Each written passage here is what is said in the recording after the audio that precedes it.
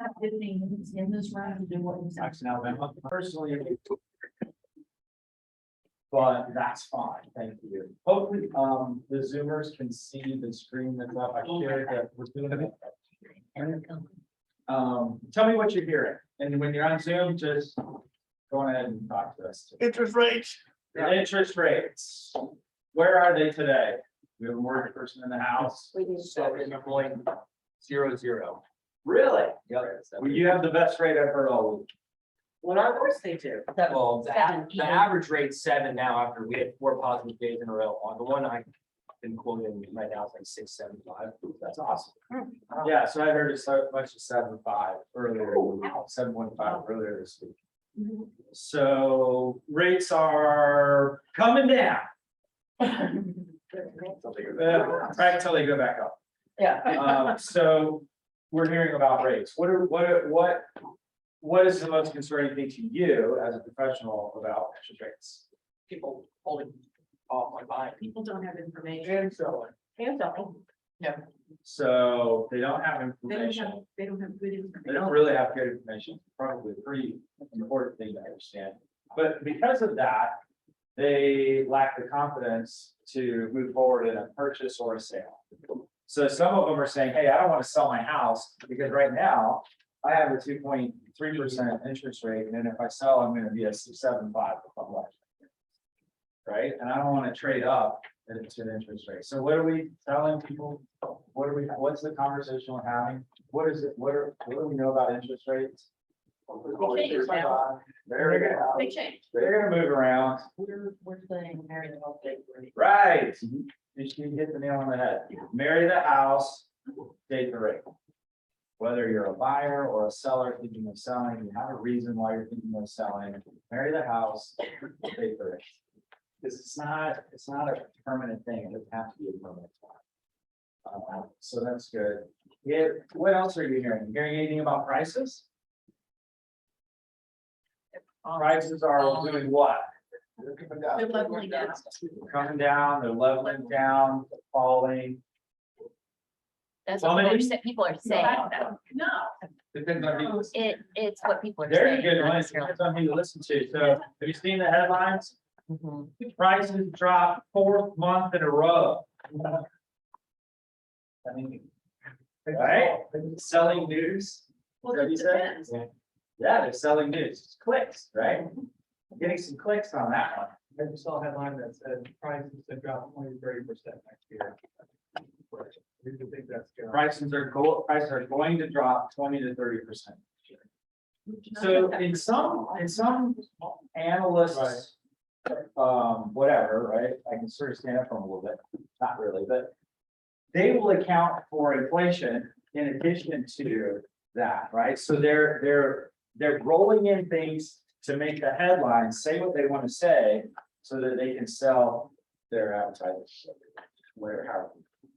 So what we're going to do today is we're going to go over real numbers in Atlanta that you can count on to be accurate and provide you with the confidence to go out and have conversations. Knowledge is confidence. So I heard that for a long time. Knowledge is power. You know, and here's what I think. I don't know. Yeah, I'm not a political person, but power to me right now just seems like I don't want anything to do with power. It's a weird thing, and not everybody's on board with if that's a good thing or a bad thing. But here's what I do know: if you're confident and you have knowledge and you're confident about what it is you're speaking about, it might give you power. It might give you an extra ability to go have a conversation that you wouldn't have otherwise had, or to speak up and say something when you know what somebody just shared isn't really accurate and you really want to help them. That's confidence, and that's what knowledge does. So ignorance then is fear. And we heard a minute ago, people don't know, they don't have the information. So if they don't have the information and they are then faced with ignorance on the topic, sort of a strong word, but that's okay. They don't understand what they're talking about, ignorance. They are likely to be in fear. And they may not know it, they may be thinking they know something until they find out that they don't, and then there's a little sense of fear that comes in and goes, huh. So just understand that as we kind of go through this. My job today is to help you all hopefully garner a little bit of knowledge to increase your confidence, to go out and have really good, powerful conversations with people to help them make a decision that's best for them, period. It's not about us, right? It's not that. So we're going to go into the Atlantic County's MMO. We're going to start there. This is a new report that just came out this past month. So September was the first month that we rolled this out. We do have a monthly market overview that comes out in addition to this. That MMO is a little bit different than this MMO. So you kind of have to understand how they work and what they are. There's a lot of different options for you with the statistical information and market reports that we provide to you. And this one, I put together because I wanted you all to be able to quickly kind of look at something and hopefully identify some trends. At least I will identify some trends and share them with you. So we'll be able to kind of see the direction that we may be headed. I can't tell you what is going to happen, that prices will drop by 20 to 30% next year. I can't tell you that. I can't tell you that they won't go up by another 20 to 30%. Unfortunately, it's some crapshoot at this point. I don't really know. It kind of looks like they're more likely to go up than they are to come down based on what we're seeing. However, that doesn't sell a lot that much. So the reality is we're identifying some trends in this report. And the best way to do that is we take a larger subset of all of the data and we put it together. So our other reports, we tend to break it apart into smaller pieces. Areas, we have 41 areas that you can choose from and price points. And when you put those together, and you're looking at this area and this price point, you may only have 15 or 20 sales during the quarter in that area, in that price point, which is okay when you're trying to drill down to a neighborhood for a seller. However, when you're trying to identify trends, sometimes you want something a little bit broader than that, primarily because as the smaller it gets, and you're only relying on a handful of transactions or sales, the numbers can be skewed one way or the other, and it can be a little, it just doesn't represent, misrepresents the market in general. So we take a step back, and that's what this report does.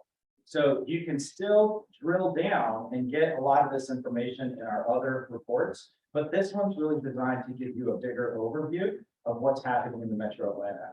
We have focused on 8 counties for this report. They're up here: Cherokee, Cobb, DeKalb, Douglas, Forsyth, Fulton, Gwinnett, and Paul. So those are the counties, the areas that we're doing. We broke Fulton into 2, North Fulton and South Fulton. Why? It's just so big, and there's a vast difference in that general market. A couple of them we might have been able to break into 2 as well. DeKalb County is also very different, but generally speaking, the county, that's what we're looking at, is the entire county. And how are you breaking those down? The county? Yeah. Well, it's the entire county. Well, but if you're doing north and south, well, yeah, none trouble agents trying to figure out what areas to use. They got rid of the number of areas. So how are you? Yeah, so area of Highway 20, it's south of 20 and south of 20. Okay, so you're using it like that. Just by that, yeah. So we've already defined the areas. Yeah, but if we don't know what the definition is. Yeah. Yeah, you go by the map. You would go to map. It goes by the map. Yeah, sort of North Fulton being north of 20, south of 20. Okay, thanks. Interstate. Good question. And I'll show you a picture of the map. This is also attached and detached. This is the only report where you have data for both single-family detached homes and single-family condos and townhomes, all in one report. So that means that if you're gravitating towards another report and you look at the total numbers for the next report we look at, like the quarterly detached report, the final numbers aren't going to be the same because it's just detached. This is combining both. Okay, so just understand that this one sort of stands alone by itself. If you take and you try to overlay it with some of the other reports, it's not going to match up. Areas wise, it doesn't match up, and property type, it doesn't match up. Okay. However, this is the best one to really see what's happening over time and to give you a quick synopsis of the county, which a lot of people want to know. How's Cobb County compared to Gwinnett County, compared to Forsyth, compared to Cherokee? And you can see what's going on in different areas of the jurisdiction. And so this is what the pages look like for each one of the counties that we're tracking. This one is for Metro Atlanta, 8 counties all put together. Okay. How are we doing on Zoom? Can you hear me okay? See everything okay? Is the screen, did it go to the new screen? Seeing some nods. He's like, I don't know. Yeah, you can see this. Peggy's saying yeah. Okay, good. All right. So we started tracking something new this month in this report, and that's the left-hand side, how many new listings were taken during the month. And that includes all statuses. So regardless of whether it's active, under contract, pending sale, whatever, closed, expired, or withdrawn, if it was listed during the month of September, it's going to be counted in the left-hand column. Okay, and you'd be surprised at how many are not active anymore. Be a little bit surprised how many have expired and withdrawn. Some of them closed. Many of them were under contract, but they were taken during the month. So we're starting to track new listings. You can see a trend, how many new listings are coming on the market. Sometimes that helps people feel comfortable that, hey, I'm not the only one that's thinking about selling my house right now. There were 6,834 people who took their house in the market in the month of September. Okay. Active listings, second column, active listings. Pretty much is what it is. Things that are available to be purchased as of September 30th. That is a snapshot in time. Active listings, when I pull that data, it tells me how many active listings there are right now. If I pull it in 2 hours, it's going to be different. So I can't pull active listings today and tell you how many active listings there were 4 days ago. It doesn't work that way. It's a snapshot in time. So we pull this at the same time every month to make sure that we're getting, we're comparing apples to apples for our monthly calculation of how many active listings. 11,316 active listings on the market in the 8-county metro area. Under contract, 7,205. That includes all categories of being pending sale or under contract. There are 7,205 of those. Therefore, the pending ratio is 38.9%. The pending ratio is just sort of a guideline or a gauge. It doesn't necessarily equate to anything that is, I don't want to say trackable, but if you're looking at that number, you can see as that number comes up or goes down, there's fewer or more pending sales as they relate to active listings. Typically, the higher that number, the more active and robust and quickly moving the market is. So when pending ratio is up, we tend to see a very fast moving market. A high percentage of everything that's available to be bought is already under contract. In this case, it's come down a little bit, 38.9%. We've been hovering in 60 to 70% for a while. Okay, 38.9 historically is still a relatively high number. Closed sales, they're closed during the month of September of 2022, 4,670 of them. The median sales price was 407. In the middle, you have 2 columns that are color coded. What color do you see mostly? Green. What do you think green means? Seller's market. Seller's market. It's great. You guys already got this figured out. We can read We that. can read it. You can read it. We love color. I know, but the reality is, it's what I kind of want to point out, right? We try to make this so you can kind of read through this and see it. there's also learn the lingo. If you didn't see that earlier, something that you haven't seen before unless you large this report. So learn the lingo helps us understand what new listings are, what the pending ratio is, how it's calculated, what it determines, so on. So, question in the back. I've been wondering this for a while, and now you have a new category, worth rate. What determines seller's market, buyer's market? I know for month, I mean, I've always seen 6 months or less it's buyer. All the way around. Yeah, and then 6 to 7 is even, and then Yep. over. That's it. Sellers, yeah, but where did that number come from and why? Why was that picked? Same thing with absorption rate. Oh, I think don't know. I didn't make it up. No, I think it came out of Realtor .com or whatever you want to call it, our Realtor organization that we belong to, NAR. National. Historically, And I think NAR sort of determined that at some point, and that probably came from somebody else, more than likely local boards across the country back in the day determined that was kind of the number, 6 months of inventory. So that's what we've used. I've questioned it a few times. I've gone through it, looked at it. What I have determined is that it's good to just have a baseline, kind of regardless of whether it's 100% accurate or not, because it's not going to be. Price points, I think, factor into that as well. I think the higher end isn't necessarily a 6-month number, but it allows us to have a baseline to be able to kind of compare. So think of it more of a baseline. I mean, No, it was determined based on the state of the market and the negotiation that was going on. So at 6 months of inventory, when it's below 6 months of inventory supply, we see things happen in the other components that we track. So days on market, when it's below six months of inventory, tends to go down. The sale to list price ratio tends to go up, prices go up. When it's above 6 months of inventory, if it's tremendously above 6 months of inventory, prices go down. The negotiation goes in favor of the buyer and days on market goes up. Price reductions go up, the number of failed listings go up. So basically months of inventory controls everything.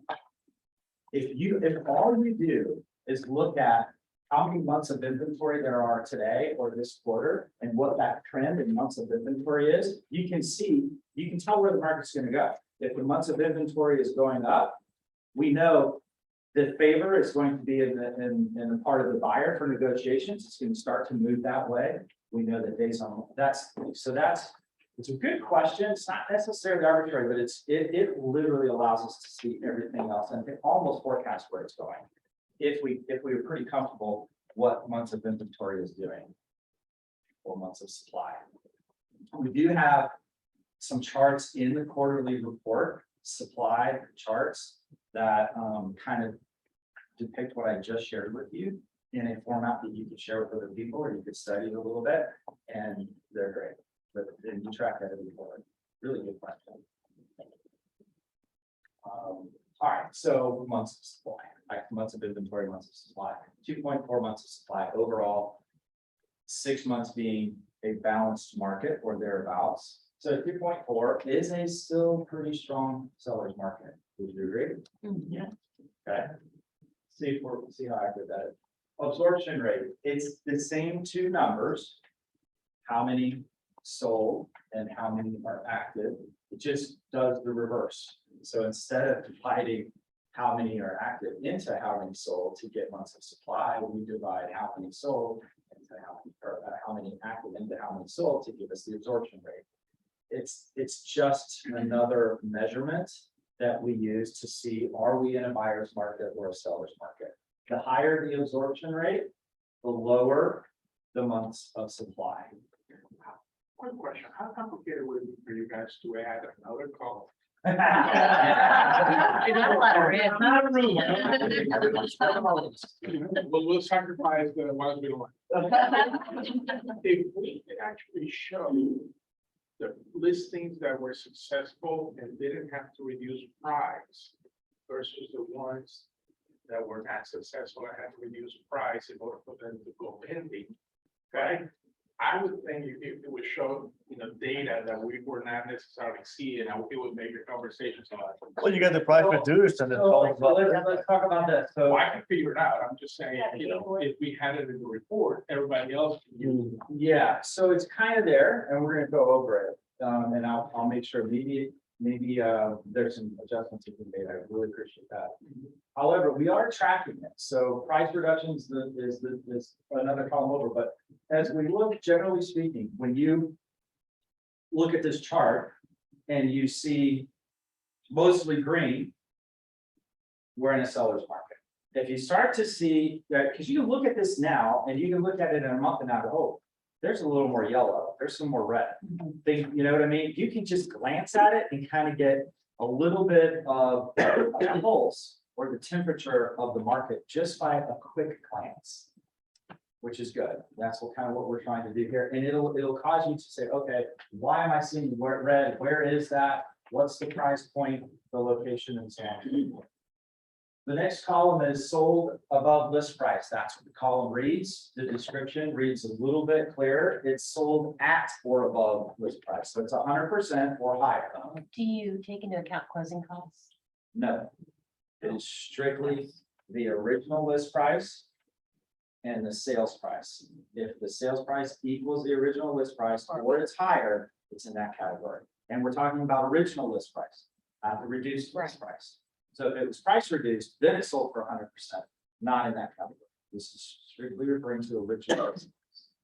And remember, our reports look at the original list price for a non-closed, previously failed listing, meaning a home expired in 2021. They didn't sell it. It was on the market for $650. 2022, they put it on the market for $625 and it went under contract. We look at the original price of $650 and we look at that as a price reduction. And we put that together. FMLS doesn't do that. They start it over, and get a new listing. We're looking at it because that listing went on the market, it didn't work out, they pulled it off, they relisted it during a reasonable time. We're not going back 10 or 15 What's the years. reason, what's your reasonable time? We usually do 2 years, if it's unclosed. Yeah, Okay. obviously, if it's closed in between there, we're not looking at it. And sometimes it's irrelevant, because 2 years ago, prices were different than they are now. So it only affects if that price was higher a couple years ago than it is today. And if there's a price reduction, we'll look at that. We also look at the days on the market that was on the market previously, and we add that to the current listing to give us total days on the market for that particular listing. Think of it as it's just listing. We're just taking the 2 listings that property had and making sure you have all the data for that entire property or the listing of that property prior to it going on contract, even when there was a gap in the middle of it. Up to 2 years. Yeah, that's,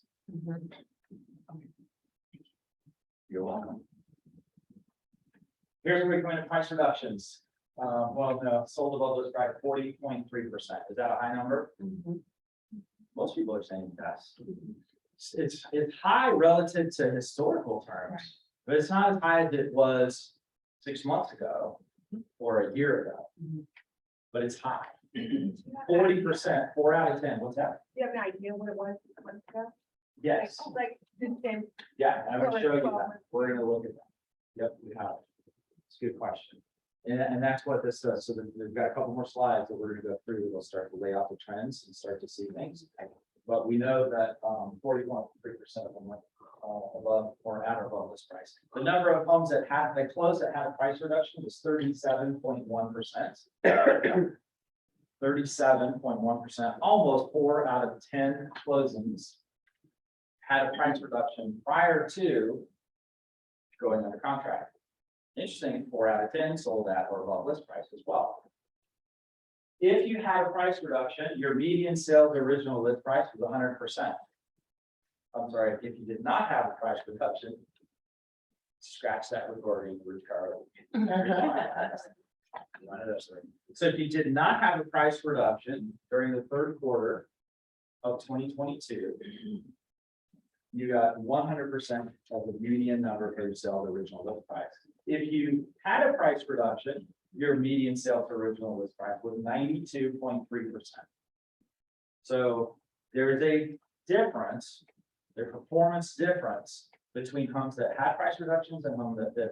We know that some of that difference is the actual price reduction Right, itself, right? But we also know that there's a negotiation penalty that comes along with the time that is now on the market that makes up the difference between the two. That's the actual hard cost for the, let's try it at this number. If it doesn't work out, we'll reduce it. Okay, here's what's gonna happen. You're gonna have a price reduction that you're gonna lose. And you're gonna lose time on the market, which means you're no longer gonna be able to negotiate like you could have if you had priced it right to begin with. We're gonna dive deeper into that exact dialogue and expand on it when we go through the quarterly report. You say basically the price here is about 8%. Correct. 2020. I remember Andy Peters saying 5% was about, it was actually had to make a bigger option on my house. This is. It is, and we know exactly what that is. I'm gonna give you those exact numbers for the third quarter of 2022, what the percentage was, and whether that's higher or lower than it was last year. And we're gonna look at it by the price. Yes. Quick question, is there a way to tell like how many price reductions are being made by like new agents who may not?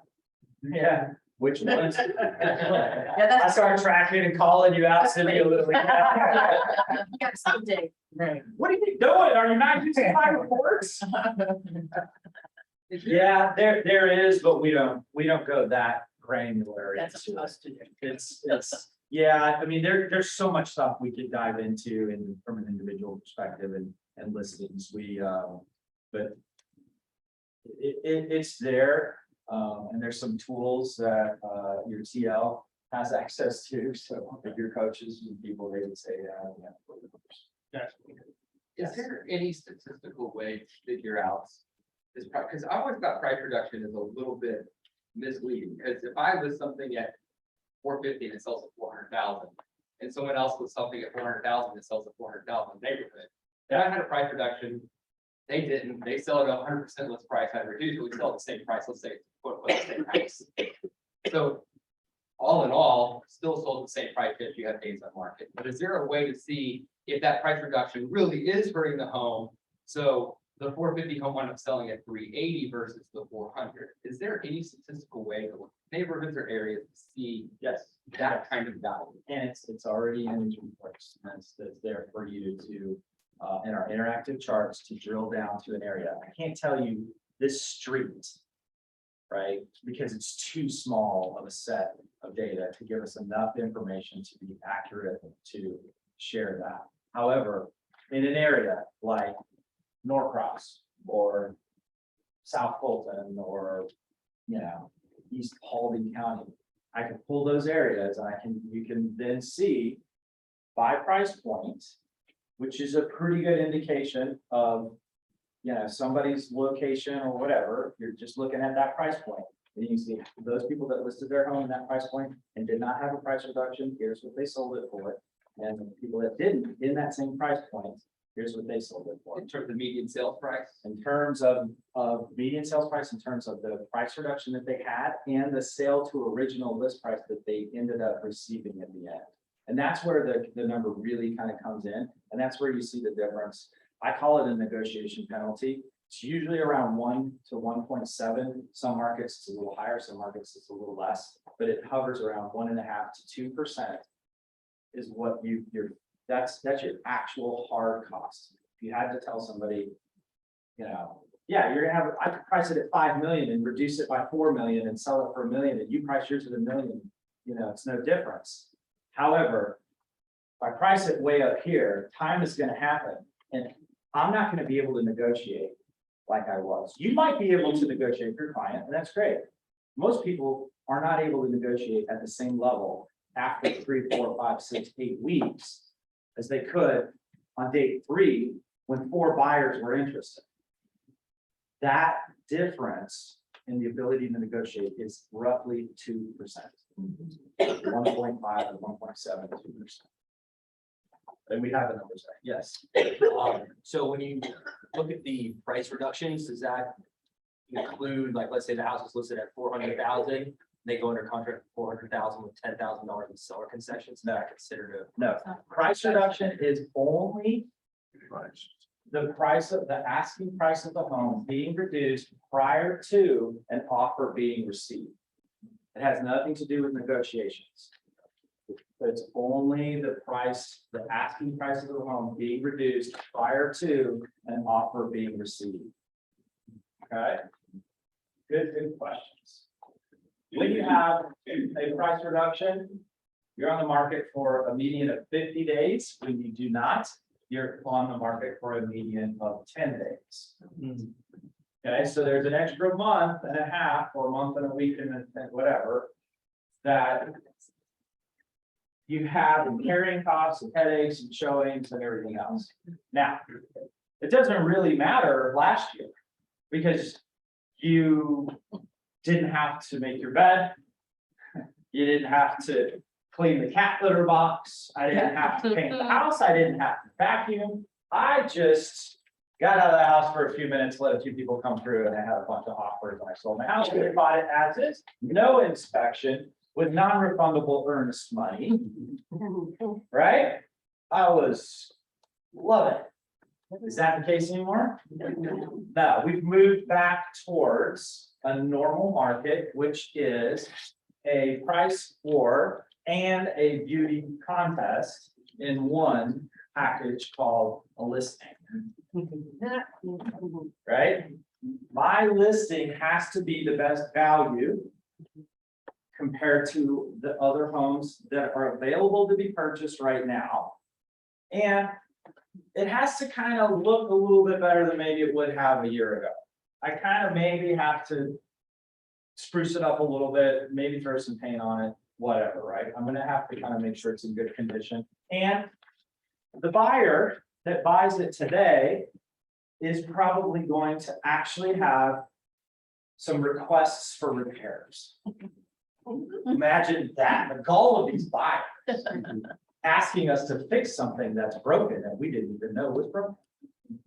That's not fair, right? Well, we're heading back towards that. And we're seeing more of that. In fact, how many people here have had a listing, or I guess you could have represented a buyer who had a contract on property and then had it inspected and then got cold feet and then backed out. And then the seller is now a week later in a market that isn't quite like it was a year ago or 6 months ago. And they're going, it sold right away, it had a lot of interest, everybody that came through said the house looks great, I love it. But now it's kind of crickets. I call you back. Yeah, you get that call or. Right? So is that a reality? Is that a problem you think if you're not being faced with, you will? It's probably something that's gonna happen, right? Cold feet on behalf of the buyer. Because the interest rate didn't go to 6.7 and went to 7.7. And whatever, right? So they're a little concerned, they're a little freaking out a little bit. And then all of a sudden that puts the seller in a pretty precarious situation. What do you tell them at that point? What do you tell your seller? They actually make it business decisions a lot quicker. Give you a quick example, one of my agents put in a property on the market, multiple offers, we priced it well. Yeah. I think she got 5 offers. Okay. Winning bid, when $10,000 or asking price. They're negotiating repairs, and of course, there's a few things. And I said they're minor. If I were the seller, I would definitely consider doing it, right? I calculated about $2 grand worth of repairs. Yeah. But I said, let me go on the high end. Let's say it's $3,500 worth of repairs. Yeah. How much more money do they pay on top of the asking price? Right. 5 grand. That's a business decision. Yeah. I agree. I'll fix everything and pay you my money, right? Yeah, you have to have some of these conversations a little early. Here's what I'm gonna tell you. You don't want to end up in that situation without already having a conversation with the seller about the possibility of that situation coming up. Because if I've already sort of laid it out there that, hey, we're in a little bit different market than we used to. It's a little bit more volatile now on behalf of the buyers. With the interest rates kind of making different adjustments, we have seen some fall through on contracts. And that can have a very big impact on how we move forward after that happens, if it were to happen. So we're gonna be very, very specific. And as a listing agent, your ability to negotiate and work with the co-op agent to get information on that buyer and their ability and their desire, and making sure the best you can that they are going to stick through that's extra work you're gonna have to do. You didn't really think about as much in the past, or at least not for a little while. So just know there's gonna be a little extra work there, making sure that that gets there, because once the property goes under contract at full price or above, then a week later, it gets pulled and it's back on the market. How likely am I gonna get asking price or above the second time? Everybody's going, I don't know, but it's not like it was, right? It's not that likely anymore. In fact, you may even have to do a price reduction. Right? I have a question. That's even tougher. However, if you have that conversation up front and you let them know what I'm going to show you in about 35 minutes from now, you'll have exactly what you need to have that conversation ahead of time. So, and I don't know if I'm gonna try this correctly. So you can see which houses have had their price reduction. And you're able to put that into the, into the chart. Yeah. But what about when they don't actually do a price reduction? But they're doing some of the concessions instead. So then you can't tell. Yeah. It's like a price reduction, but not really, you know what I mean? Well, so if they've included concessions in the negotiations, it's a different category. We track it, but it's not something that was used typically to entice. Sometimes they'll throw in, hey, we'll give you a $5,000 carpet allowance and a $10,000 painting allowance. They're building that in. We don't track that. It's too hard to dig in and get accurate information there. It's hard enough just to get closing costs, just so you all know, we track closing costs, and I hate doing it because it is literally just whatever you put in. Whatever the realtor puts in as a closing cost is all I have access to. And you guys know, that's not that. It's just I don't know if it's for repairs, it's concessions, the actual closing costs used as a down. Yeah, I mean, who knows? It's just a concession, but we track it. What's that? No matter what it is. It's a concession. Sales price. Yeah. Concessions, two separate issues. Yes.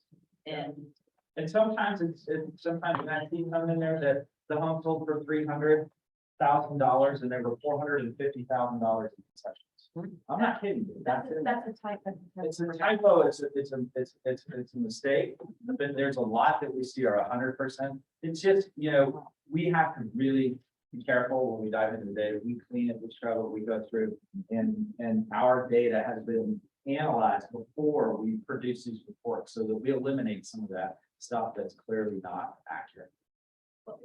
It's just like whether the financing was conventional, Yeah. VA, conventional VA, FHA, or cash. Oftentimes, whoever's keying in for FMLS, just put in other, some more often than not. So you've got to go in a little bit deeper and see what actually is showing up on the realist report. That's true.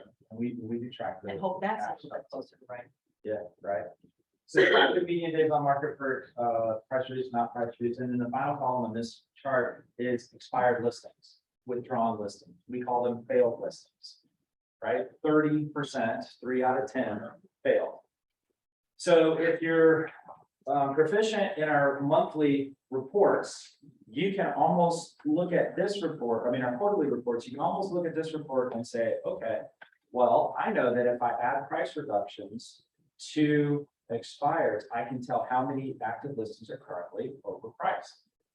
Price reductions 37%, current expires and withdrawals are 30%. Add those two together. Wow. Right? So we're starting to see there's a lot of homes out there that could be overpriced. We're gonna dive into that. And all of those last 6 columns, 7, Yes. those last 7 columns can go back 2 years. You mean if we're looking at a listing, price an reduction. unclosed listing, If you're looking at price reduction, it's only for, so these are only for closed listings that closed during the month of September. That's it. but if they had a price. But if they were listed Within the and last 2 another years. time frame, we count the original list price from that other time frame and the days on the market during that time. And we add it to, because it didn't sell between the two. What if it sells, it's resets. But if it doesn't sell and it's within about 2 years, it will count, it will be calculated into. We're not looking at individual listings. We don't do it that way. We're looking at the bigger number. So it gets factored into the, into the sale to original list price and days on market. And that's important. Nobody else does that. So our numbers are always going to be a little bit more accurate as far as telling you the real story of listings that go on the market and either do sell or don't sell. And if they do, did they have a price reduction or did they not? And then what happens as a result of that choice?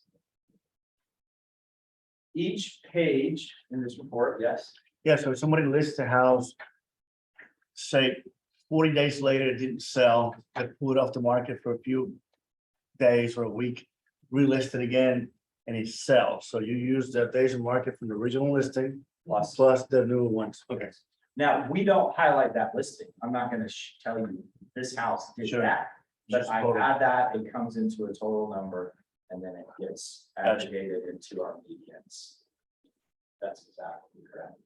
Each one of these pages, or each one of these kind of areas, in this case, the Metro Atlanta 8 county area, has 2 charts. The second chart looks just like this. And we're tracking 2 things here. On the left-hand side, it's month over month, because that would be where the headlines are getting the clicks. They're looking at month over month data. Sales prices drop 3rd month in a row. Prices drop by 20% against August, whatever. You're seeing this stuff that comes up. It's usually month over month. So I want you to have the month over month data very easily to access or easily to access. We have all of the metrics that we track, and we're looking at August of 22 and September of 22 for those metrics. So what I'm going to do is I'm going to kind of focus on price, because generally speaking, that's what most people are most concerned about right now, is what are prices going to do? Are they going up? Are they going down? What should I do? Should I buy? Should I sell? Should I wait? I don't know. So prices, and we're hearing more about prices. I'm going to focus on price. Median sales price in August was 418. In September, it was 407,500. That's a drop of 2.6%. However, year over year, in September of 21, the median price was $360,988. In September of 22, 407,500, like I just said, that's a 12.9% increase. So are prices going up or are they going down? So all the professionals in the room, prices are going up. Yeah. Right? Anybody who wants to sell a headline, prices are doing Down. yeah. Okay. I'm done, we can go on now. Year over year. We're gonna dive a little bit deeper into this, but that's kind of what we're seeing, right? Year over year is a better way to gauge what the median price is doing. If I'm just looking at month over month, I'm not accounting for some seasonality change. Right. How many people have been in the market less than 2 years? Started after, well, right before, right after COVID. So, gosh, that's about 10-20% of the room. How many people have been in the business more than 20 years? Me included. All right, so we've seen a few things. What do you know from a person who's been in the market for a long period of time? What do we know happens from the summertime to the winter time every single year with prices? It's a cycle that repeats itself. It's a cycle. So it kind of always goes down. Not necessarily. If you look at a normal year, the year starts over here and it goes up and then it kind of turns down and then it does. Then it goes back up. So it's like a stair step. Here's what I want to like this a little bit, right? So prices tend to do this. They tend to go up And then in the, middle of the season, they level out, maybe go down a little bit, then they go up a little higher, and then go down, and then they go up a little higher, and then go down. So what I want to kind of walk you through is something that I think is really important, but before I get there, just quickly know, month over month change. But it's higher, it's a green number, a green arrow, right? This is relatively simple, hopefully, to look at and see are things going up, or are they going down month over month or year over year? So you can track things like the number of distressed sales, failed listings, because they're expires and withdrawals, and price reductions. And 30.4% were reduced in September that closed, and in August that closed. In September, that number was 37%. Last year in September, 20.7% of the properties required a price reduction prior to going into contract. This year, we know that number is 37.1%. That's a 79.2% increase in the number of price reductions year over year. So that this chart's available. This chart, these charts are available for each one of the counties. But before we go into it, you may have seen something that looks similar to this in our other monthly market overview, the MMO, and it's a 6-month trend in the other MMO. This is now really looking at 13 months. We're going from September of 2021 every single month through September of 2022. In October, it'll be October to October. So it's going to be a rolling trend line of a full year plus the same month. So we get 13 months. And the reason we do that is this is where you can start to identify the trends. We've got a little, they call it info sparks, but it's just a little chart graph where you can kind of see the depiction of, is it going up or down? It's a little bar chart here on the right hand side. But what I want to focus on this particular one right now, there's a lot of stuff we've talked about, but we don't have all day. January of 2022, the median sales price peaked at $440,000. Okay, $440,000 in June of 2022. If you can see the number, what was it in July of 2022? Somebody. 45. All right, someone's got great eyes. What was it in August? Great. What was it in September? 7. Okay, so prices went down between June and September. The headlines were right. We know that, but what are they saying and what's the reality? It's not in all price points and not in all markets. That's true. Some price points, there's no That's what difference. we wanted though. However, no, it is. But the reality is we're looking at a big picture and we're seeing the median price in the 8-county metro area for all houses put together was this, and now it's this. It's going down. It's just, I can look at it, I can divide it up however I want to show that it's going up in this area, this price range. That's not what I'm trying to do. I'm trying to get a better picture of what's the temperature of everybody out there, and what's generally the feel, what people are experiencing. And that's what they're experiencing. Now, here's what I want to tell you. That equates to a 7.39% drop. Okay, prices dropped by 7.39%. Let's call it 7.4. That's okay with you. Some places will just say 7, by the way. But we're going to be a little more accurate. 7.4% drop.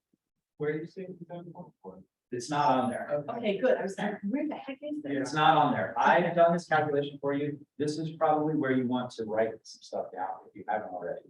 Write this down because it's important to know when people are asking you what prices are doing, you have really good information I'm about ready to share with you that you really aren't going to get anywhere else.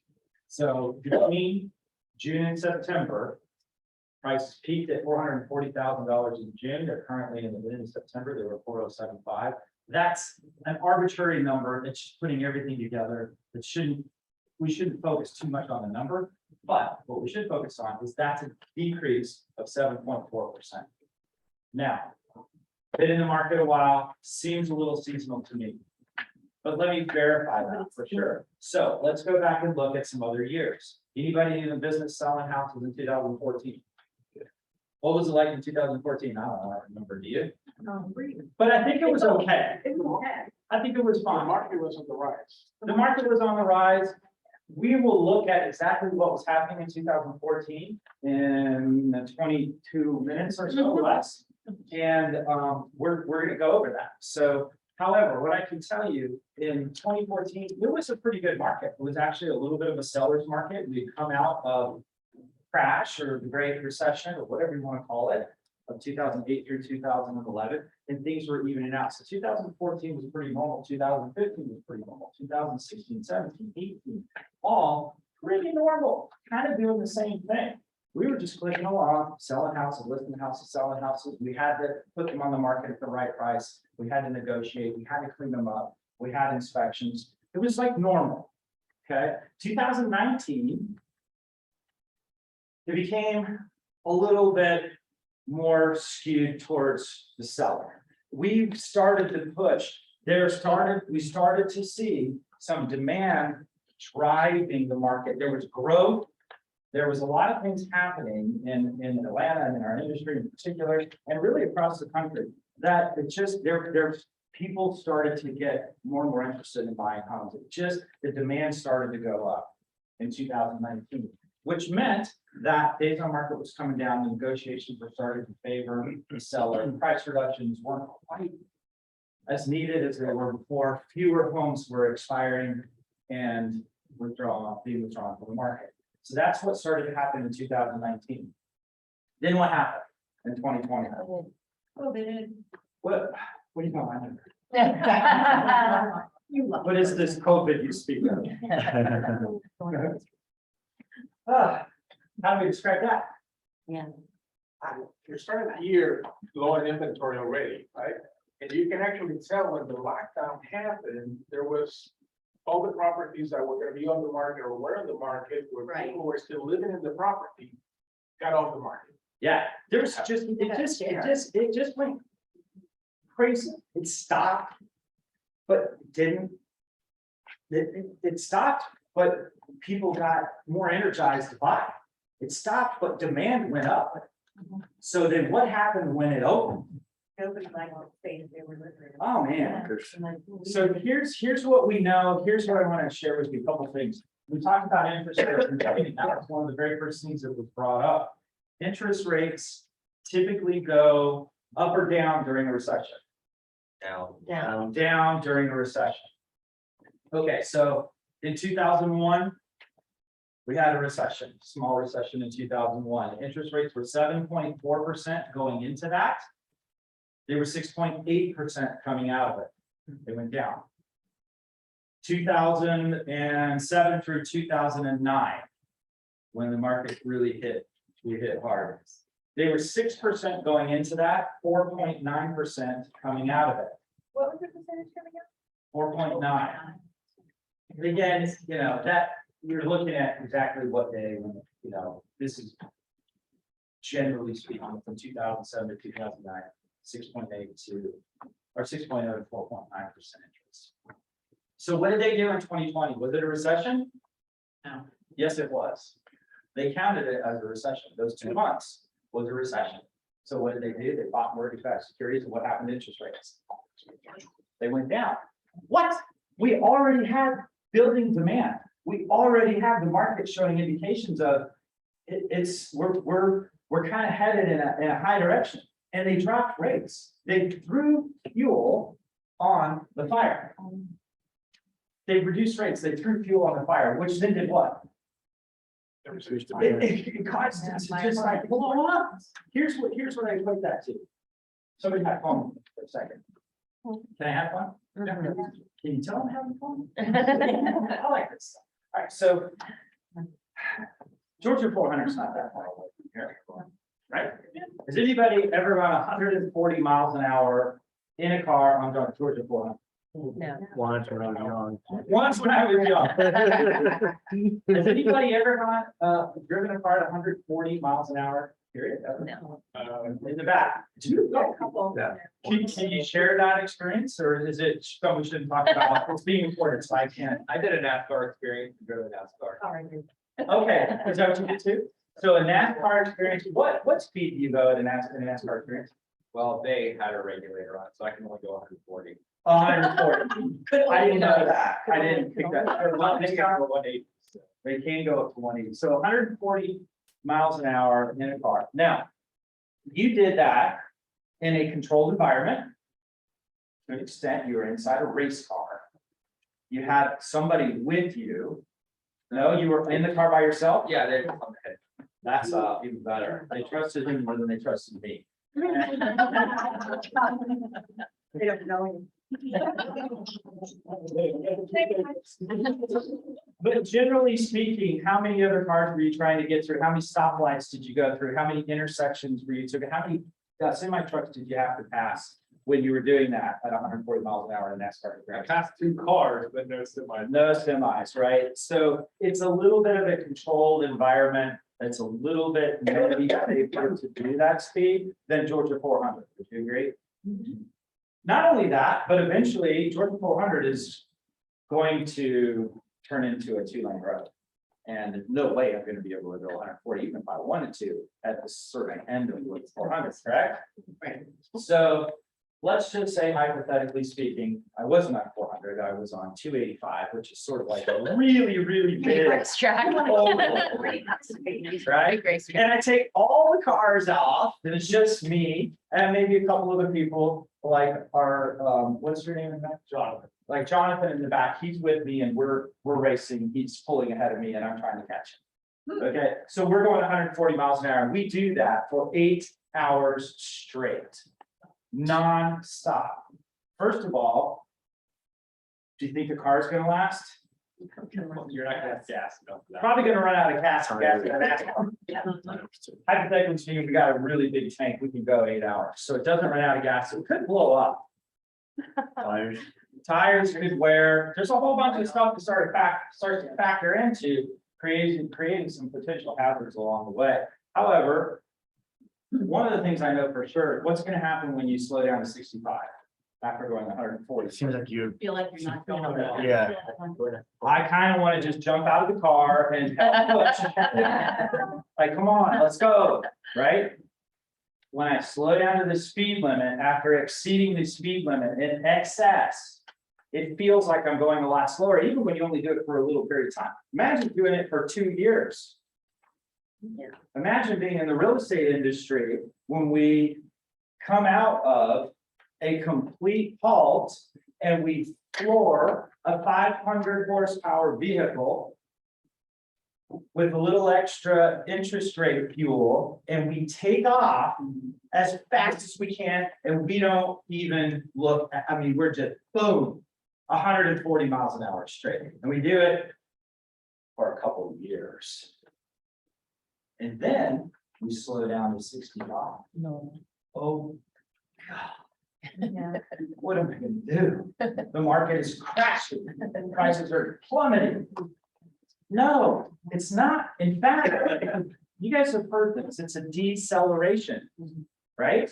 That's the term that we're dealing with right now. It's a deceleration. What does that mean? It means that I'm not going 140 miles an hour ahead, moving ahead at 140 miles an hour. I'm moving ahead at, what do you think we're moving at ahead of right now? If you had to put a number on it, today's market.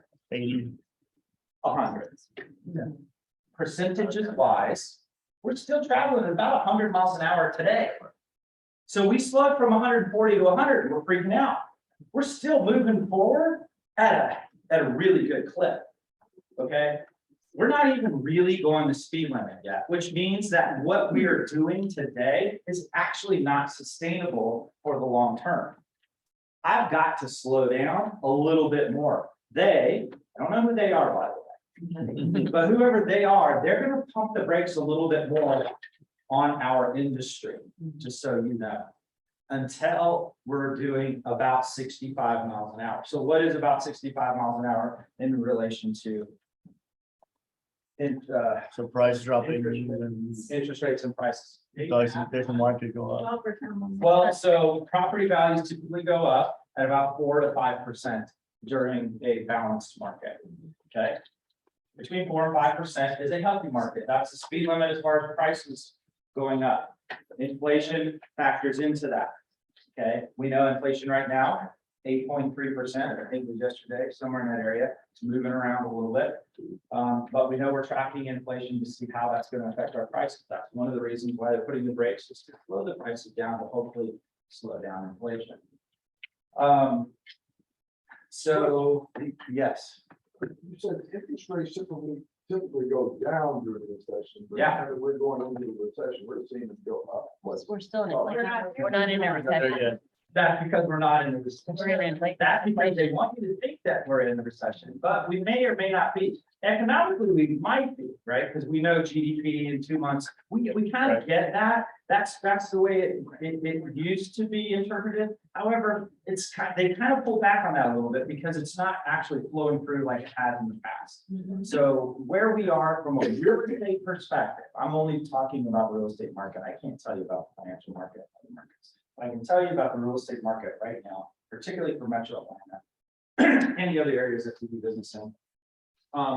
We've slowed from 140 to 100 in almost all markets. We're still in a pretty strong sellers market, moving forward at a great clip. How much did property values go up year over year, September to September? 12.9%. That is a big number. That's nowhere near 4 or 5%. That's considerably faster. That's not sustainable. So we're going to see that level out at some point. We're gonna do that. Just know that that's coming. Okay. So now, just to make sure I'm clear, when you slow down to 65, that's not when we hit 0 and we start losing money, and we start depreciating. That's not what I'm talking about. That would be Georgia 400, going 140, slowing down to 100, slowing down to 65, slamming on the brakes, putting it in reverse and going backwards, the wrong direction on Georgia 400. And that is the. We are not there yet. Hopefully never, but that is not what I'm talking about, right? That's not where we are in a market perspective. So please don't interpret slowing down to 65 is coming to a halt and going below 0. We're not, properties aren't going down. I'll let you know if that happens. I'm going to be tracking this every month and you're going to see, is this trend continuing or not? Where I was going with all of this, remember when I started talking about 2014? So now we understand pricing, right? 2014, June to September, prices dropped by 7.9%. How much did they drop between June and September? 7.4% from this year. Last between June and September of 2014, it dropped 7.9% during the exact same time frame. So far, seems like 2022 is pretty on par with 2014. Would you agree? Seems like it to me, as far as median prices go. 2015 median prices dropped between June and September 7.2%. Is there gonna be a slide with this or? Nope, you have to write this down. I'm sorry, this started coming up this week and I haven't had time to build it. There will be some perspective chart, really good perspective chart with some information moving forward, but right now just to write it down. Have you looked statistically at why seasonality causes that? I've theorized that it's just because the massive homes aren't selling as much because schools are in, like, Yeah. you're not gonna sell a 5-bedroom home more likely in December that you will, in June, because probably. That's 100%. Which is why we're talking about it, and that's why we're not repeating the headlines that prices are dropping, because it's misleading. We're helping people understand this is a seasonal adjustment that happens every year, not because property values go down, but because the type of home that sells changes. We have more homes selling at a lower price and fewer homes selling at higher prices, therefore the median comes down. Median is a mathematical equation, half are below and half are above. So if the half that were above, 20–30% of those decide, let's do it next year. I don't have to sell. I'm not in a situation financially I'm fine. I don't have to move across the country. I can do whatever I want. I own 3 other homes. We go live in this other one, whatever, right? Those people pull it off the markets and one's available, can't be sold. Maybe it could, but typically it's not going to be sold. So yeah, medians come down. It happens every year. Most every year. You said 14, the decrease is what? 7.9. 14 was 7.9% drop between between June and September. 15 was 7.2%. 2016, it dropped 8.9% between June and September.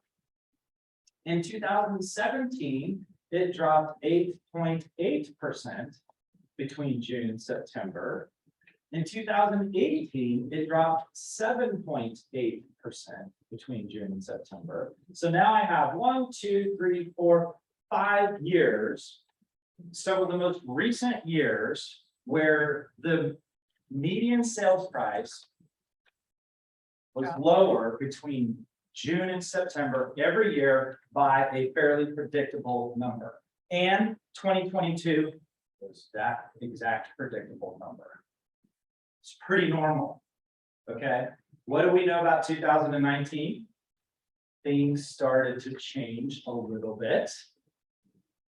In 2019, it was a 5.1% decrease between June and September. If I was paying attention, I would have told them, don't reduce rates, so we don't get crazy after we come back from COVID, because there was already a trend that I could see prices were increasing because they weren't going down seasonally like they normally do. Okay, then in 2020, which I wish we could just never compare anything to 2020.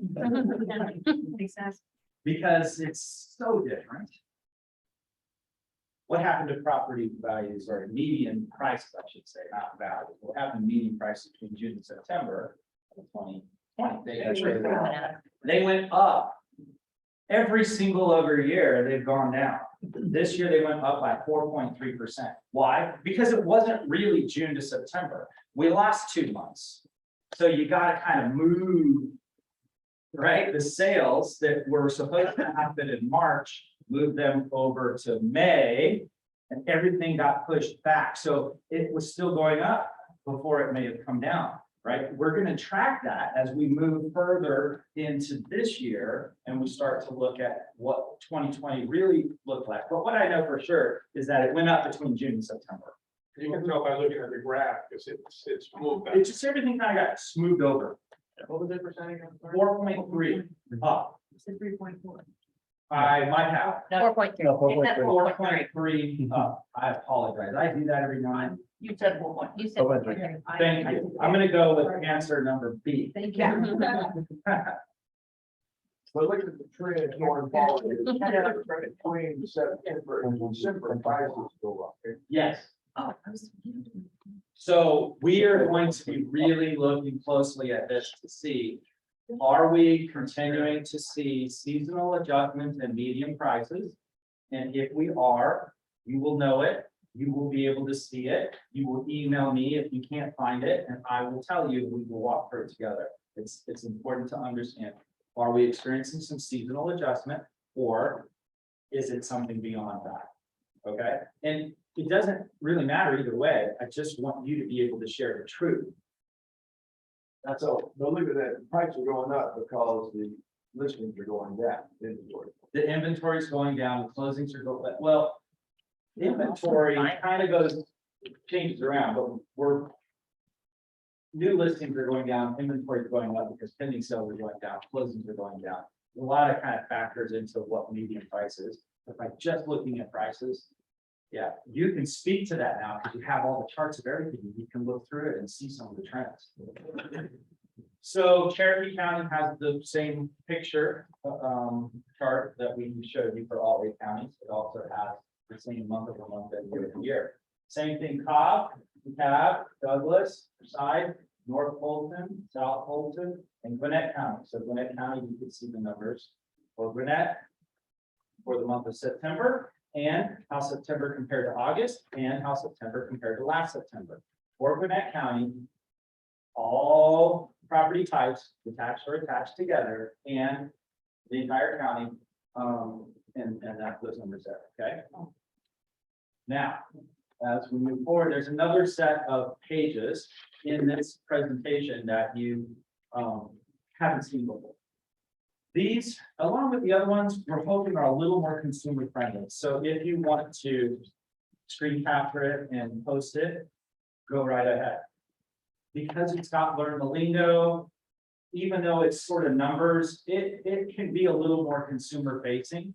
We give a brief description of what the chart says. In this case, we look at active and pendings, and the ratio between the two to determine how hot the market is. When the percentage change between pendings is decreasing and actives are rising, the pending ratio, or how hot the market is, decreases.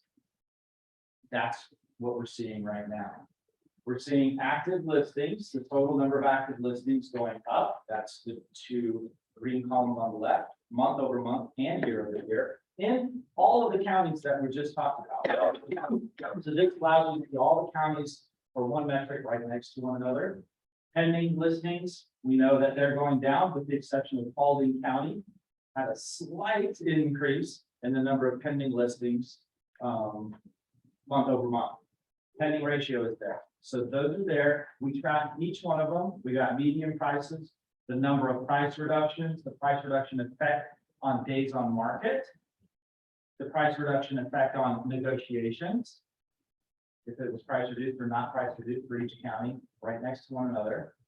And finally, how many withdrawals and expired that were for each county, month over month, year over year, what the percentage of that was, and what the median price was of expired and withdrawn listings. Okay. I found it really interesting that the two counties with the least amount of active listings have the largest drop in pending ratios. I would have thought the decrease in Victoria would have. Usually, when we're doing these numbers, fewer numbers can lead to higher percentage changes. The more sales we see all kind of put together, typically that's when we see the least amount of change, which is why we're doing it here. And when you look at the areas though, you see smaller sales in like 69 and Douglas. You can see bigger numbers in some cases. It's not always true, but just know that sometimes when there's a small number or a count, it can translate to bigger variations in percentage change. Good question. Okay. Woo, you guys doing all right? You ready for the next one? You ready for the real meat? Okay, I don't know if I got it, but we're good. All right, so I'm gonna pull up a new screen share.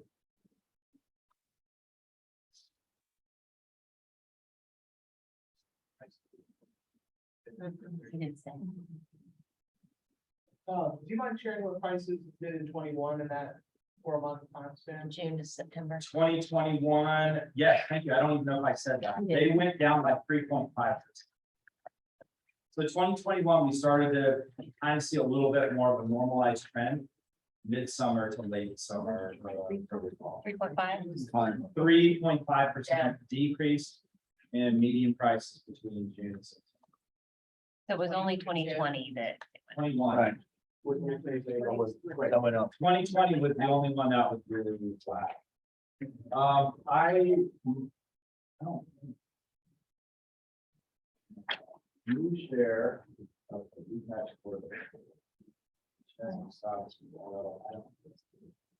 If somebody online, can you see our Zoomers seeing the single family detached third quarter report? Thing was right there. Yeah. Okay. Hopefully they're seeing this report. They are. They're okay, good.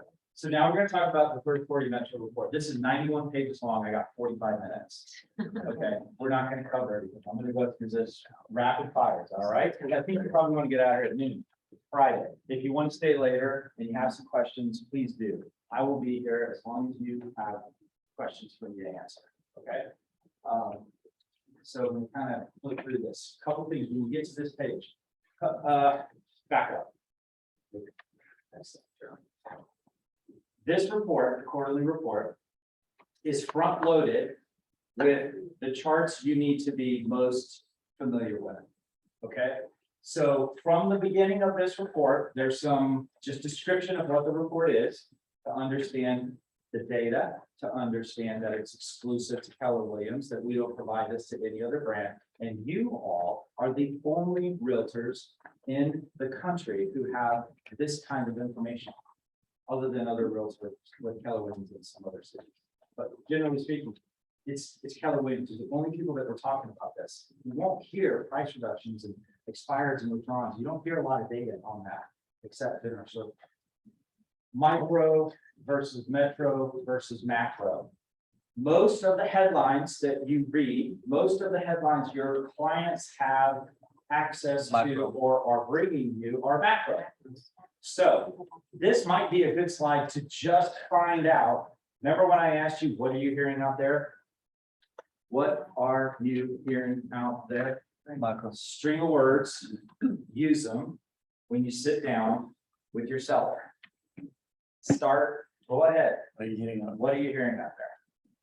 Understand where they're coming from. Seek first to understand, right? I have to understand where they're coming from so that I can make sure that we're on the same page. And if we're not, I can guide them to the path that they're going to need to be on to comprehend what I'm getting ready to share. And they may say, I don't know, I'm not really paying attention to that crap. Wow, cool. I'm gonna share some stuff with you then about real market. More than likely, they're gonna tell you, well, I've heard prices are coming down, heard interest rates are going up. But you know, my neighbors still sold for 50,000 more than they were asking in one day.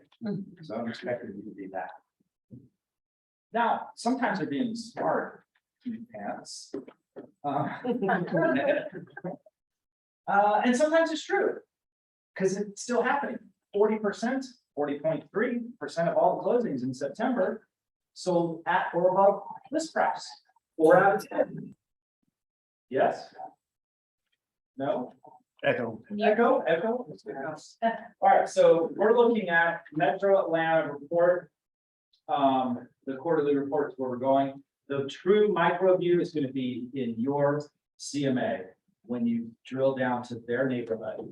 You can get fairly micro with our reports if you use the interactive chart. So you drill down by area and by price point. It becomes a pretty small number at that point, and I would consider that a micro look. So even if you're not doing a CMA, which you probably will, you can get fairly micro with these reports. Areas, we brought that up earlier. FMLS does not have areas anymore, not like this, right?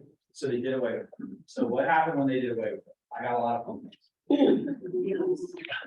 How are you gonna do this, Jeremy? How are you gonna handle it, Jeremy? What are you guys gonna do? It's actually, that was Chuck at the time, Chuck Card, everybody met Chuck Card, the previous owner of Chartmaster, a good friend of mine, and why I'm in this. Loved him, loved the stats. I'm so excited to be able to buy it from him. We closed in June and just loving it. He's still a big part of it. He helps me, he guides me, and we work together to continue to hopefully improve this. This was the biggest project that we'd ever taken on. Okay. Part of me just wanted to go, well, they're doing away with it. Why don't we do away with it? And the general feedback from every single broker was, no, we have to have areas. The area comparison report. What are you gonna do if you don't have areas? I don't know. We'll figure it out. But they were going to zip codes, right? From areas of zip Zip codes. codes, all kinds of stuff. So we did. We came up with this. And we thought, all right, if we're gonna do this, we're going to enhance it. We're gonna make it better. We're gonna look at where the lines were drawn before and some things that made sense and some things that didn't. And we're gonna see if we can kind of help that to be a little more, I don't know, just a little more user friendly and makes a little bit more sense with some of the lines based on property values and how they're treated in the school district. So a lot of this is zip code and school district driven. It's all county driven as well. So we start with county, we drill down to zip codes, we look at school districts, and that sort of gives us the areas. There are 41 defined areas. You cannot put this area in FMLS. Just know that a couple people have tried to search by one of these area numbers. It's not going to work. The color coding up here is just for your pleasure. It means nothing in this chart, right? It's just for you to see. It's just a nice visual and you can identify the different areas. Right. However, when you get into our area comparison report, you might find that like 60% of them are all in color because they're all performing the same way. Just know that this color coding means nothing, just help you here to understand what the areas are. All right, so this chart's on pretty much most of our reports. This tells us that Keller Williams Realty has more closed transactions than any other real estate brand in the city by a very large amount. Okay. So this is good information for you to have to share, put in your listing presentation. If you want to talk about it, great. I don't really care. Take it up with the people that are telling me what to do in that regard, but it's here for you to use. Another chart that we have been using for years is called the American Idol chart. How many people like the American Idol chart? Well, some hands went up and then they went down. I'm just kidding. No, seriously, really like this chart. Okay, kind of. How many people aren't quite sure exactly what the chart says, honestly? Okay. So remember earlier I said, I'm gonna point out something, it was 22 minutes. I don't know that I'm there. I think it's just a little bit more than that. 2008 to 2022 is what we're tracking, that time. Some of our other, if we have this chart in other locations, it's a little different time depending on when we started tracking the data. For the Metro Atlanta, it's 2008. The gray lines, or the lighter color lines that you see going up and down, those are people who think they can sing from an American Idol perspective. Okay, those are the people who think they can sing. And the red ones are the ones who actually can. So back in 2008, when American Idol was really popular, and we saw all the people standing in line outside of these huge, arenas. There was a lot of people who couldn't sing and a few that could, okay? Even fewer that got golden tickets and really only one. But however, in this case, a lot of people got golden tickets, but there were a lot of people who thought they could sing who couldn't, and they were just our entertainment. We enjoyed watching them fail. We enjoyed watching them dress up. We enjoyed listening to them going, I think I sound better than that. Yeah, right. It was just entertainment. 6 months of inventory is there. That is identified on the right-hand side. The number of sales in the month is identified on the left-hand side. Just because the chart, oops. Some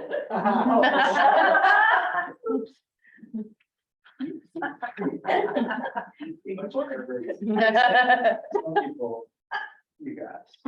So 6 months of inventory equates to like 16,750 sales. That's not what that means. It's sort of what this chart might show. Just know that we've overlaid two charts on top of one so you can see a broader picture. Sales and months of inventory. Months of inventory are tracked on the right-hand side. The black line that looks a little bit like a pulse or heart rate monitor, whatever you want to call it.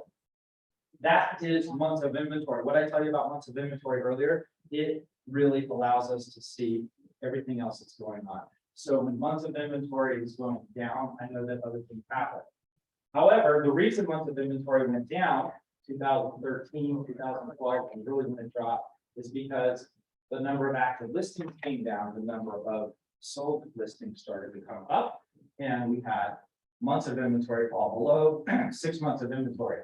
We just talked about 2014, 15, 16, 17, 18, 19.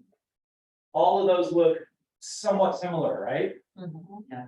There's some seasonality, but generally speaking, they're kind of below. General trend line was down.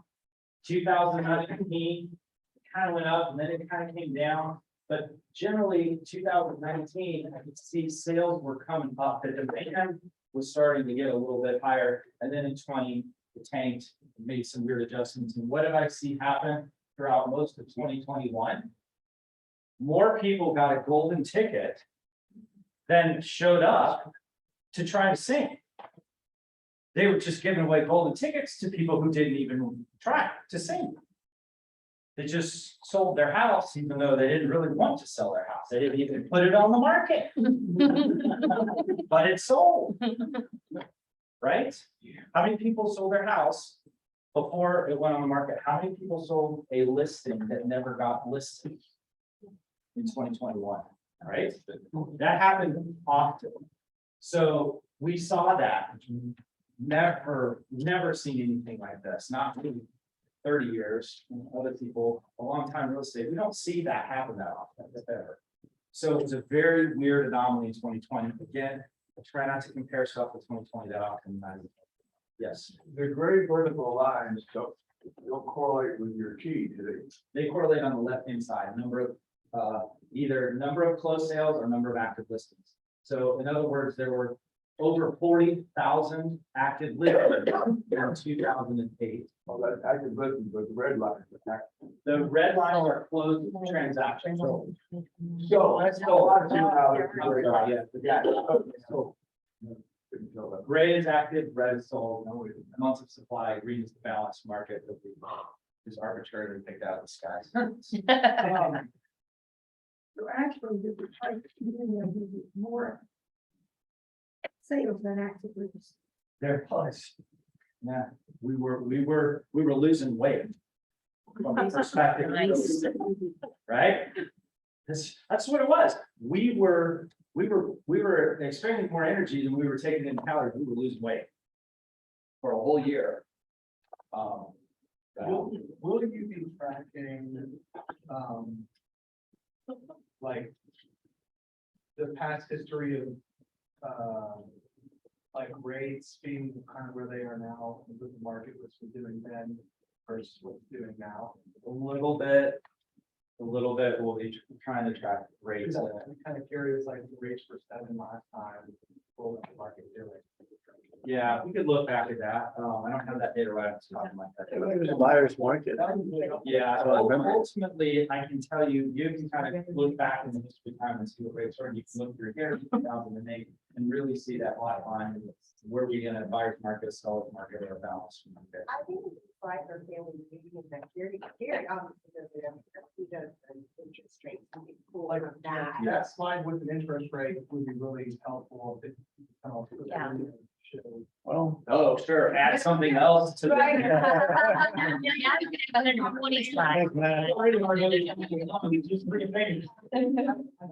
If our buyers specifically see, oh, rates were at 7.5% in 2012. Yeah, what's gonna happen with interest rates, just for folks that haven't lived through 14% or 7 and 8% like we did.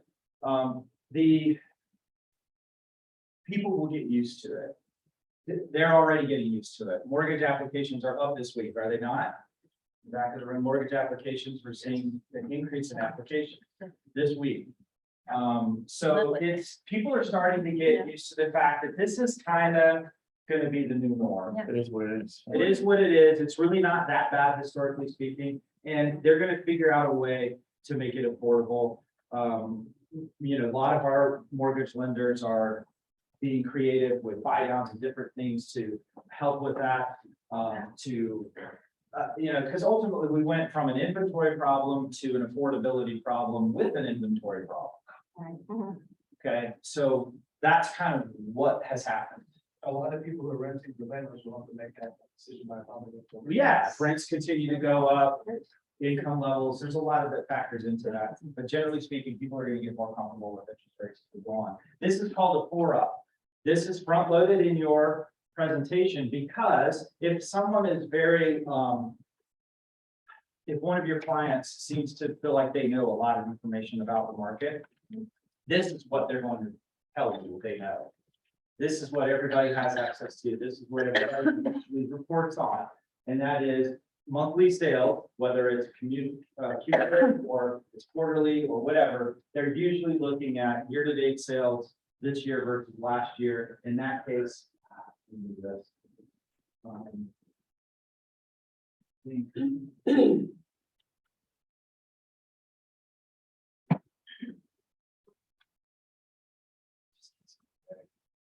So that red hand box at the top right of it, excuse me, the pages in the quarterly report is where you're gonna find a summary, quick summary of what that slide says. So in this case, year-to-date sales are lower by 16.3%. The sales price, median sales price is higher by 14.3%. Remember, this is a quarterly look, 3 months in time.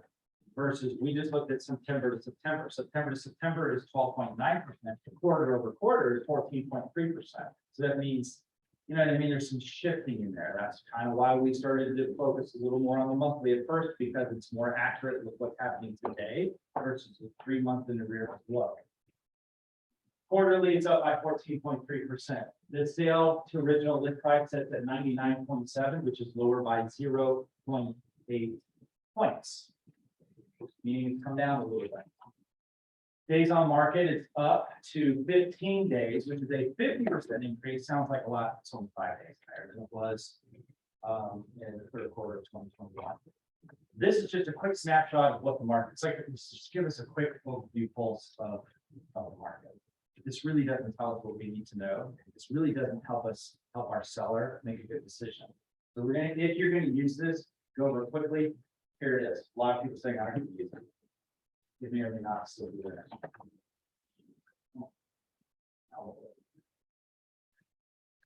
Change in number sold. This is just quarter over quarter. And that means that the third quarter of 2022 was 27.3% fewer closed transactions than the third quarter of 2021, which was 7.5% lower, fewer transactions than the third quarter of 2020. So a few minutes ago, and I may have said it more than once, I wish we didn't have to compare anything to 2020 or 2021, but we do. And that's because everybody's reporting on it and we need to understand what the real numbers are. Here they are. And we're tracking them so that you have it. It can be an alarming number until you realize that the far red-hand side is by prescription. Yeah. Our doctor, they, has prescribed higher interest rates for our situation so that sales slow down. The blood pressure medication I am taking is working. The higher interest rates is working. Okay, that's all this is telling us. It's by prescription. This is being forced on us. This isn't our market choosing to do this. This is, hey, we got out of control. Why did we get out of control? Well, because they threw fuel on the fire in 2020, probably. But we're not going to blame it on them. Certainly never take the blame anyway. It is what it is. We're slowing down by prescription or pumping the brakes. a little bit. Prescribe the wrong prescription. What's that? They prescribed. They did. They gave us the wrong medication. Sorry. They were a little worried. I mean, let's be honest, everybody was worried. We didn't know when we shut down, if we were gonna be shut down for a week or a year or 2 years, right? It was freaking scary for a lot of folks. Let's just be honest, it was. Other people, they didn't care. They said it doesn't exist. You know, who can, I don't, there's a lot of that, right? But the reality is, there was a lot of uncertainty in the market. They did what they felt like they needed to do at the time to make sure that we didn't crash. We didn't put on the brakes and put it in reverse and start going backwards on 400 when people are around us are going forward. Monthly sales, this charts the last 3 years. You can see the red line in 2022 started to go down. First part of the year, first quarter of the year, we were right on track with everything else. It kind of felt like everything else we've been experiencing. We thought, nah, it's gonna slow down at some point, but we were still going 140 for the first quarter. We slowed down to 100. This chart is in here. If you choose to use it, I have another one that I think is a little better. This chart helps sellers understand the importance of time on the market. As time goes by, fewer homes sell. That's the chart on the left. This is a 6-month view. Most sales occur during the first few weeks. As that drags out to week 24, as a percentage, very few homes sold after being on the market for that long. Most of them have already gone into contract. When that 6-month time frame is looked at in comparison to the number of sales that happen, the original list price starts out at over 102%, 103, and it's declines over time. Consequences of time on the market, the incidence of price reductions. How many had price reductions? We know that over time that goes up. Starts out at 0, ends up in the 60 to 70% of all the homes have a price reduction after they've been on the market for an extended period of time. That's what this chart tells us. If you want to use it, there's another one I think that kind of helps that a little bit. This helps us gain a perspective. So if you feel like your client needs to sort of understand where we are, and it's not quite as bad to do this, but this is really more maybe even for you all. The peak of the buyer's market, a real buyer's market. Has anybody told you, oh yeah, I think we're already in a buyer's market? No, I've heard that in a couple places where they've actually heard, yeah, I think we're already in a couple areas. We're in a buyer's market for properties that are not willing to pay. Yeah, so certain things might be in buyer's market, but here's what a real buyer's market looks like. The very peak, the pinnacle of buyer's markets. The 140 miles an hour of buyer's markets, not seller's market, looks like 31,121 homes on the market. It looks like 16.1 months of supply. It looks like 40% of everything that closed was a foreclosure or a short sale. It looks like only 1,898 closings occurred. It looks like a median sales price of 143,000. 80% of which sellers got of their original listing price, 80.3% seller original list price ratio.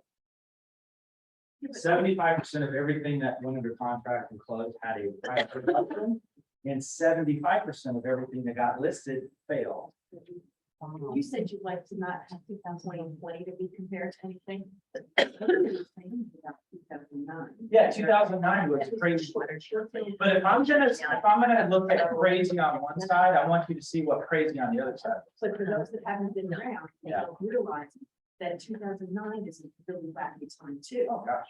because more, and you can see it, 75% price reductions. Well, of course, because the banks weren't approving it. Well, yeah, so in 2008, when it crashed, you went to the closing table with a closing gift for somebody who'd gone through inspection and got there, they were super excited, they were getting the keys, and a phone call came in. And the phone call came in, the bank is not funding this. What? The bank has actually gone out of business now. Right. All right. Huh? Um, And then another bank, and then another bank, and then another bank. Right. And then there was no money to lend. I mean, talk about what? Like that was a big change in the market. I would say even more so than a shutdown, put on a mask, you can't go in, you have to do this, you have to do that. That was actually way weirder. There were other things going on with foreclosures and mortgage fraud and all kinds of stuff, none of which we're experiencing right now. That was the peak of the buyer's market. That's what a real crazy buyer's market looks like. And you can see we're nowhere near that for anybody who's concerned that we're heading back to what we experienced in 2008 or 2009. Not yet. 9,000 homes on the market right now. There were 14,263 homes on the market during a normal market of 2019. It started to change, but literally 14,260 in 2019, 9,000 now. We still have an inventory problem.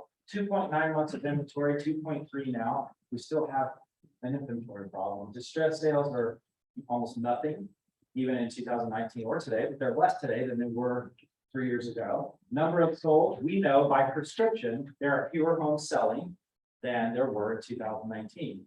If they raised interest rates to slow that down. Prices are where they are, 430,000 median quarterly number. We know that year over year, that's a 12 to 14% increase. Median days on the market is less. They're selling faster than they did in 2019. Less negotiation on behalf of the seller, having to come off of their asking price a little bit less than they did in 2019. The other homes are having price reductions than they did in 2019. And we have fewer failed listings than we did in 2019. So this is a good comparison. Kind of. I'd like you to go back a little further, but then it becomes, some people think it's really irrelevant.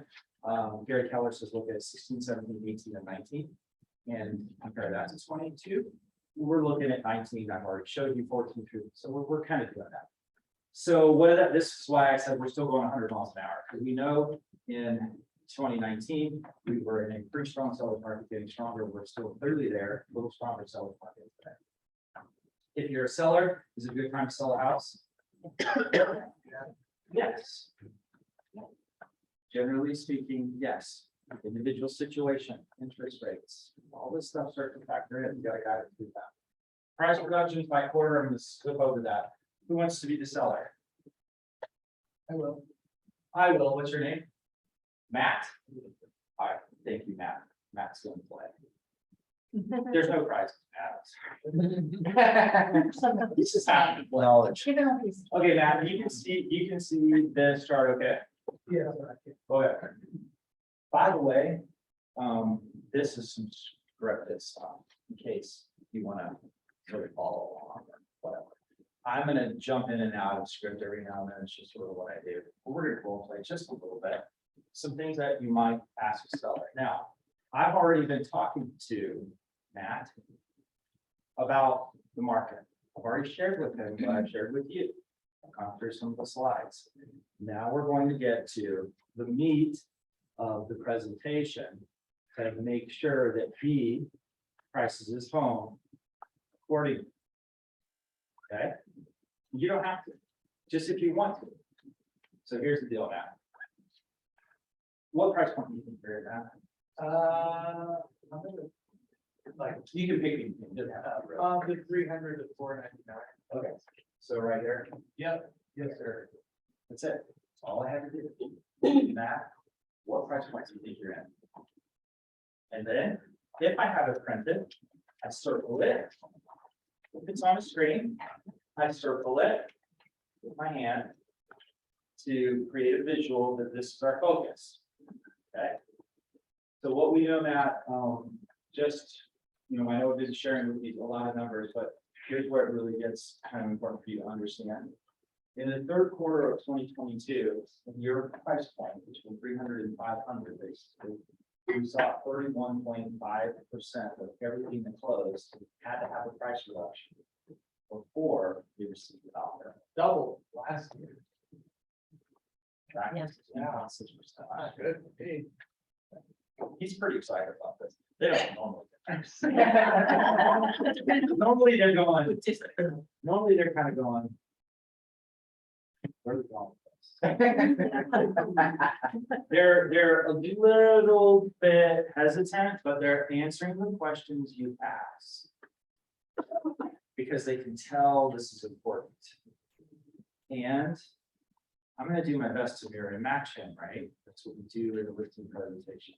So listening to his tone of voice, speed, rate of speed, his conversation, and then we try to match that. So yes, not necessarily a good thing.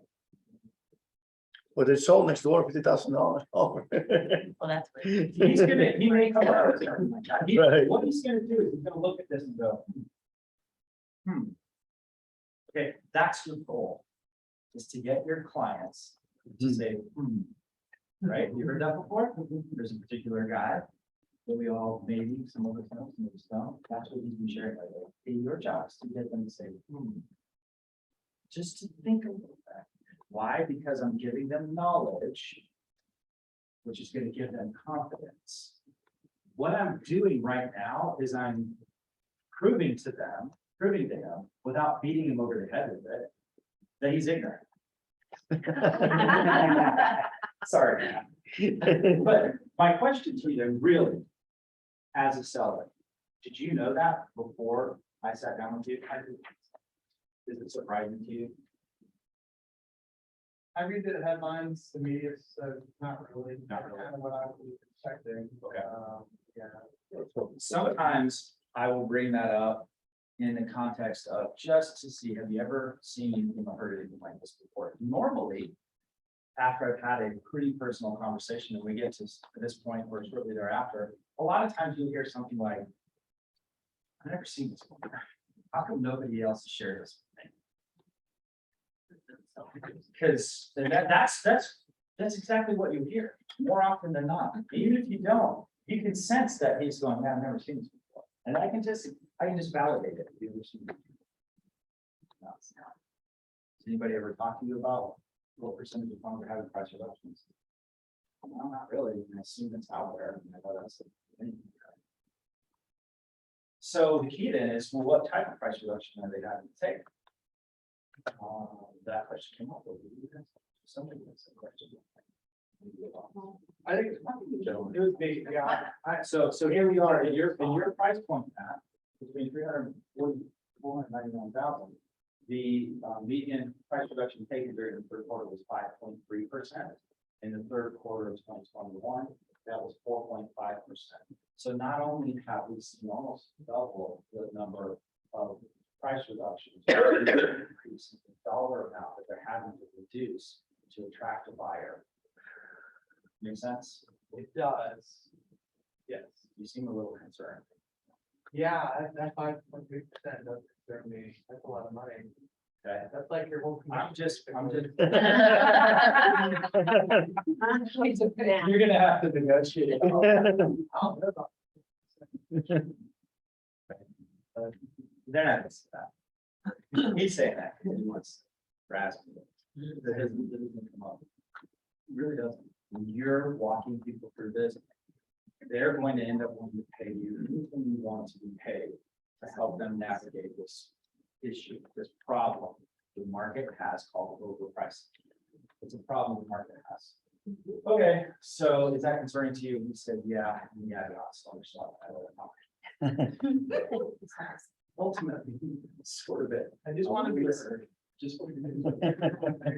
Okay, so Matt, I also want to share with you that when you have a price reduction, that affects your ability to negotiate. So we know that you had to take a reduced price, you come off of that price by a median of 5.3%, but those people also weren't able to negotiate quite like they did before. And the result of that is that in the 300 to 499, circling that price point again, if the home was priced properly for the market, that buyer or that seller rather received 100% of what they were asking.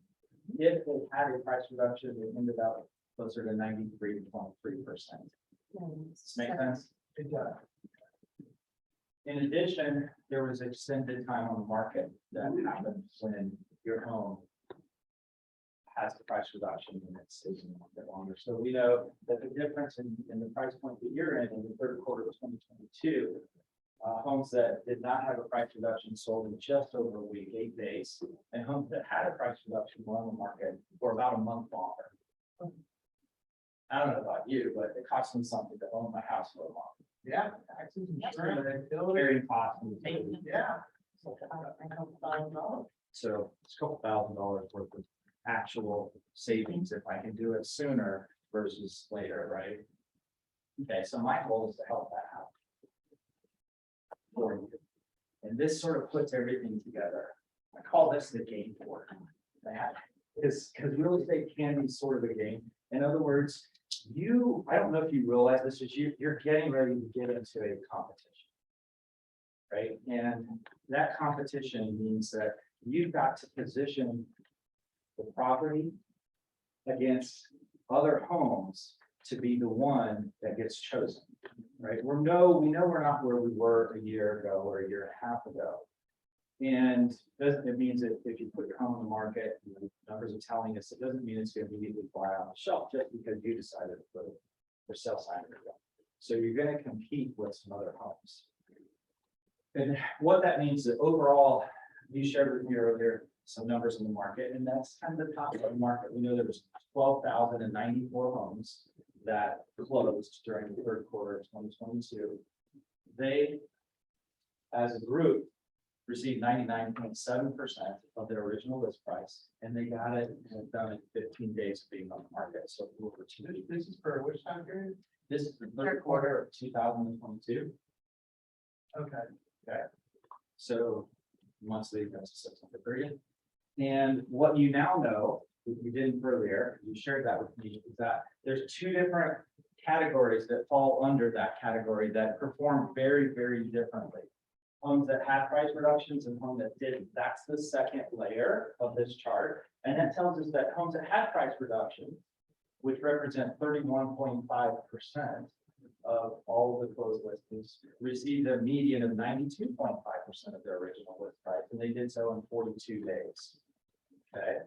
If it was not price reduced, represents 68.5% of the market, so it's still a pretty high number. However, the performance is very different. They received 100% in 8 days in the market. In addition, there's another layer. Okay, this other layer is previously listed properties.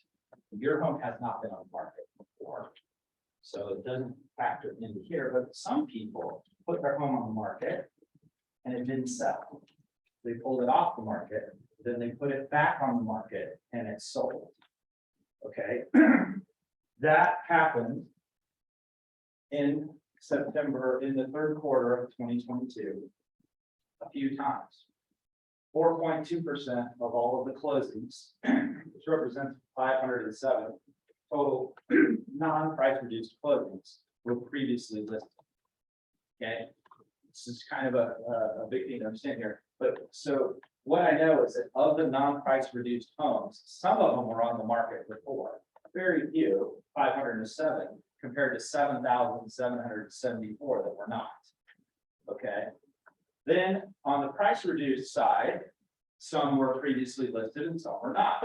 In this case, 9% of all of those were previously listed, which represents 1,105 closed sales were previously listed. They got 89.9% and 94 days on the market. Some of them were not previously listed. But they did have to have a price reduction and they got 93.3 to 34 days on the market.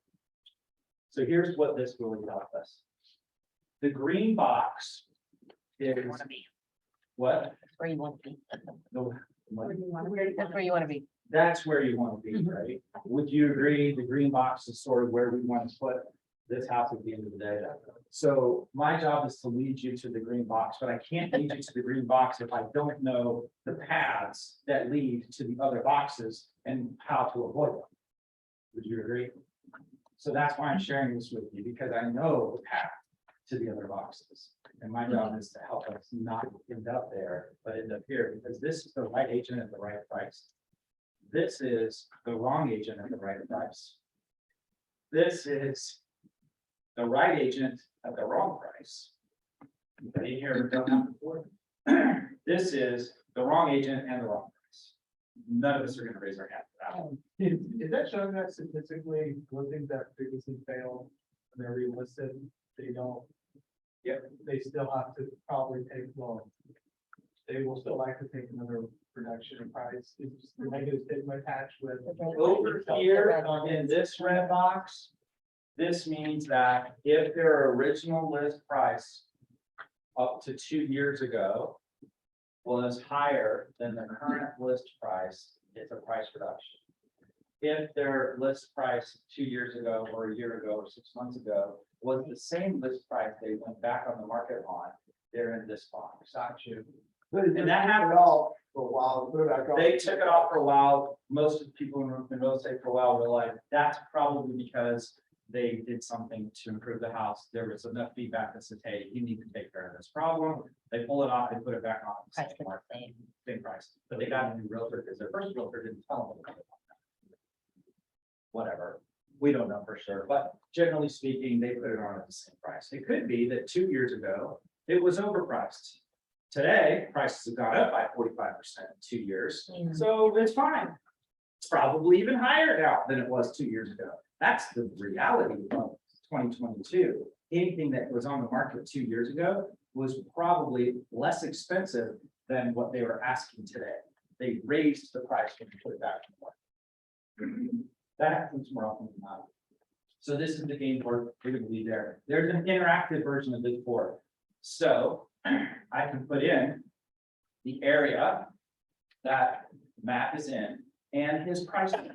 And if I already am educated enough myself to know what his price point is going into it, and I knew what he was going to circle, but I had him circle it, not me tell him what to circle.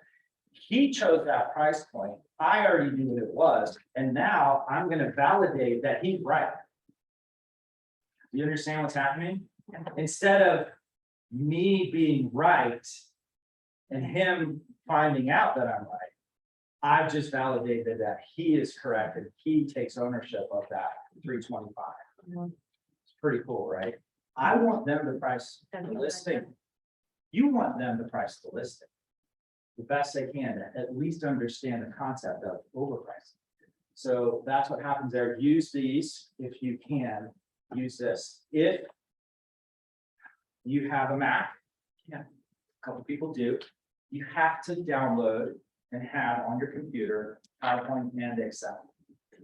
Okay, you have to have Microsoft products in order for this to work. Okay, so you download, you have to download the PowerPoint. The other thing is, no matter what type of computer you're using, interactive charts only work in PowerPoint version. Okay, and the reason they do is there is a spreadsheet that is embedded into the PowerPoint. You will not be able to access that spreadsheet from a PDF.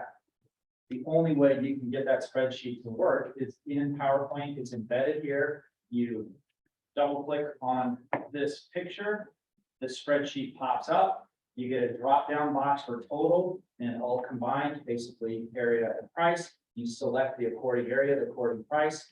Then you click outside of the box one time and then two times, not a double click, just 1, 2, and it pops back to this. Inside that spreadsheet, there are some slides, just like you see on a lot of computers, right? You can move that around. If you start manipulating those slides, that chart's going to be off-centered, and when you pop it back, you might lose half of it. It gets really frustrating.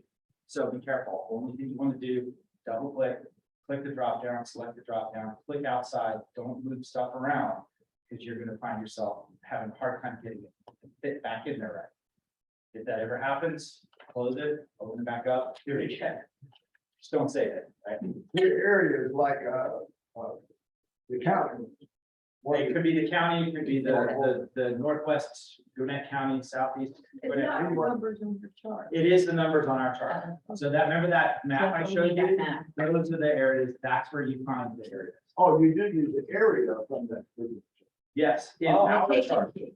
Location, but not in FMLS, just in our charts. Yes, really good question. And where are we gonna find single family detached residence report? So this is single family detached residence that you have to take up with your staff. I'm not exactly sure where they post it, but we'll make sure that you have access. Should be on the internet. It should be on the They're internet. not there yet. Not there yet. There yet. Not there yet. They have it. Yeah, and sometimes they might be putting it out right before, right before they do their presentation. Next Friday. So I don't know when they're gonna do it. That's their, but Next Friday. The total, good. yeah, it's here. Okay, so however, math, those were actually all the winners. Just want you to understand that. They all sold their house, they all closed, they all walked away with not owning a home anymore, which I know is your goal. Okay. However, there were some people who didn't sell their home, and that is also on the rise. In your price point, it went from 10.8% of total finalized listings failing to 23.3%. So very more than double again on the number of homes that fell out of the market or either withdrawn or expired. So what that looks like is this. If we just take the broader picture of 100 listings, we know that in the third quarter, 27 of them, 27% failed to sell, likely because it was overpriced. But we don't know for sure. We can make a pretty good assumption that it was overpriced. The median sales price, the median active price of the failed listing was, I didn't show that to you, the 459. And the median close price is 407. So there's a discrepancy there, which means probably the ones that failed were overpriced, and the sellers just trying to figure out how to grasp that. However, 27 of them did. That means that 73 sold. Of the 73 that sold, 32% had a price reduction in the third quarter of 2022, which means that if you follow the red boxes, 27 plus 23 equals 50 out of 100 active listings are overpriced. Okay, here's what that looks like in real terms. Now, you drive around and you see 10 houses with for sale signs on your way home from work. You see that one, this one, you see 10 of them, if you see 10 of them. 5 of what you just saw are overpriced. Okay, so here's the deal, Matt. I have brought 3, 4, 5, whatever it is, green box homes that I think we need to be focused on and make sure that your properties position to win against those homes. Because in my opinion, there's no point in competing with the losers. Makes sense, right? If you want to win, you gotta be in the competition with the winners. So here they are. And I will lay them out. I think it's okay to print out a few pieces of paper with some pictures in color of active listings. Good question. Active listings. We're not looking at sold comps to try to get the exact price. Sold comps are too far behind us. I want them to know if we're gonna win today, I gotta be competitive with what's on the market today.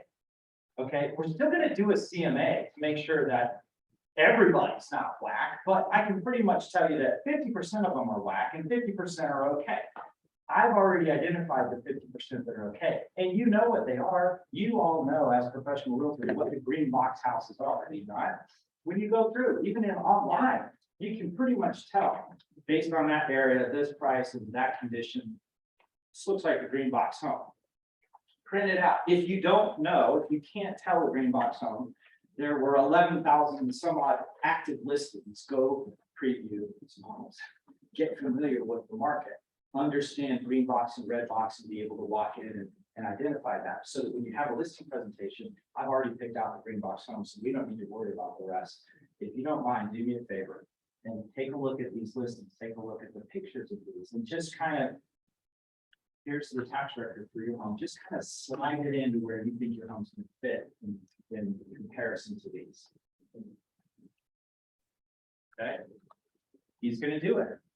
Because now he kind of is like, yeah, this is pretty important. I'm gonna do this. I'm gonna do this little exercise. They just do it. And all of a sudden, and you know what happens when they do this, especially if there's another person there? Oh my God, I didn't know that, or I saw that, I've been in that house before, I didn't realize they did that, or no, that's not, oh my gosh, like they must have really changed a lot, I didn't realize they've done that, or whatever. You're gonna start to hear stuff. Just let them talk, they're working through things. You don't need to say anything about it. You don't need to say, yeah, but, or whatever. Just let Matt be Matt. Look through. You gave him a task, he will do it. If he's taking a lot of time and there's not a lot of interaction, he's, hey, do you mind if I walk through your home? I really want to take it in from the perspective of the buyer. That's a week left of the moment, so.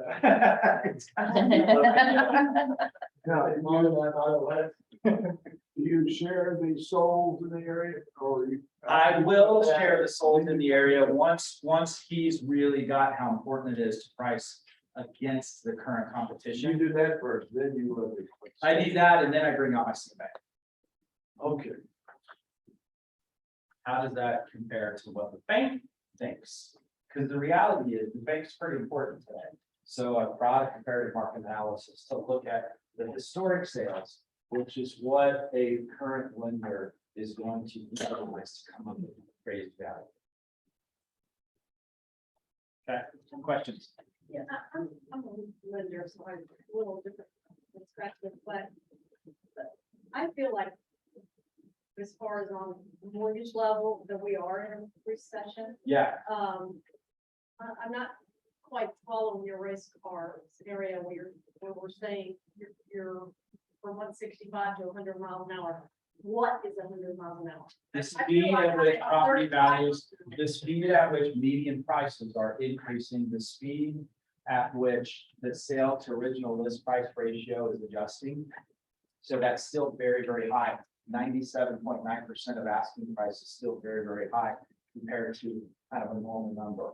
It's coming down, but we haven't even really got to the speed limit yet. Days on market, normally about 30, 35 days. We're at 15. That's still a very fast-paced market. The months of inventory is 2.4. 6 months is a balanced market. So we're still in a very fast-paced seller's market. We're still moving forward at a very high appreciation percentage. Based on what's closed, and then you could be Yes, comparing yes. 5 properties where last year you would have compared We would have had maybe more. 350, right? So that doesn't really comment on the market in general, right? Well, I mean, I don't know that I'm following you directly. I'd love to have that conversation a little bit more to better understand. So, you know, I think it actually tells us a lot about the market, where we are. Yes. Because you have to look at closed sales for a bank. You're not looking at active. You look at some active listings to see what the current market looks like, but the competition, the only way he's gonna sell his house is he's competitive with what's on the sale. Period. And that might be lower, that may be higher than it was 6 months ago. Doesn't really matter. Maybe higher or lower than it was 3 months ago, but that's what's today. And the only way he's gonna win today is if he competes with what's on the market today. But that doesn't necessarily mean that that number is higher or lower, which is, it is what it is. Agreed. A couple other things real quick and then we're done. There it is. The clicker. Thank you. This is a worksheet for you to use if you so choose, that allows you to help Matt see the worst case scenario and the best case scenario. In case he was a bad seller and he didn't follow along and didn't do what he was told, and he still said, yeah, I know that these are all this, but I think my house is worth $50,000 more than that. So I want to price it up here. Okay, here's what I want you to understand. I just went over a lot of information with you and I told you about the red box. This left-hand column here is worst case scenario. So let's say you decide to list your home at 295. I know you said 325, but I would put that number in, right? I would put it in. I'd say, my suggestion is you list it at 275. If you're wrong, you're likely to get 87.2%, which is $257,000 after 111 days. That's the worst case scenario. The best case scenario is I'm right, and you list the price for 275, you get 101.1%, which is the sales price of 278 in 8 days. Would you rather have 257 or 278? Your most likely outcome is the right side. The percentages are higher on the right-hand side if we price correctly. If you don't, then you're heading down one of the paths that could lead to the ultimate red box scenario. I'll just rent my house for another 2 years. That's fine, rent it out. Cool. I don't care if you rent your house, it's a good investment. Rent it out. Maybe. Hopefully I know ahead of time before I go out there. But again, your decision is your decision. If it's a good educated decision, I've done my job. If I've shared some things with you and you don't understand or you don't get it, it's my job to try to explain it again. If I share some things with you and you don't care, that's on you. And I'm okay with that. I will walk out and say, listen, no worries. Thank you so much for your time. I really appreciate it. You got a great house. It's going to sell if you decide to sell it. It's probably not going to be a good thing. So thank you. I've driven out, I pulled out of the driveway, backed out. The people called me before I got to the end of the driveway. I said, you know what? If I come back in, In this chart, the 87.2, that auto filter, that It is. changes every month, auto filter. it changes based on the price point. So this is price point driven. We do have a chart though, that's area and price point. So you can put in the area and this case Brookhaven. And now all of a sudden you own a $1.2 million home. Thank you for Brookhaven. And you're thinking 125, I'm thinking 1-2. Numbers still pretty much reflect the same end result. These may change. You might see some green where it's higher and some red where it's lower. I know everything is red right now. That can be a little confusing. We talk about the best case scenario is you sell for above list price. What is your chance of doing that? Well, in the 300 to 499, 5,742 of them did it. They got 100%. That represents 51.1%.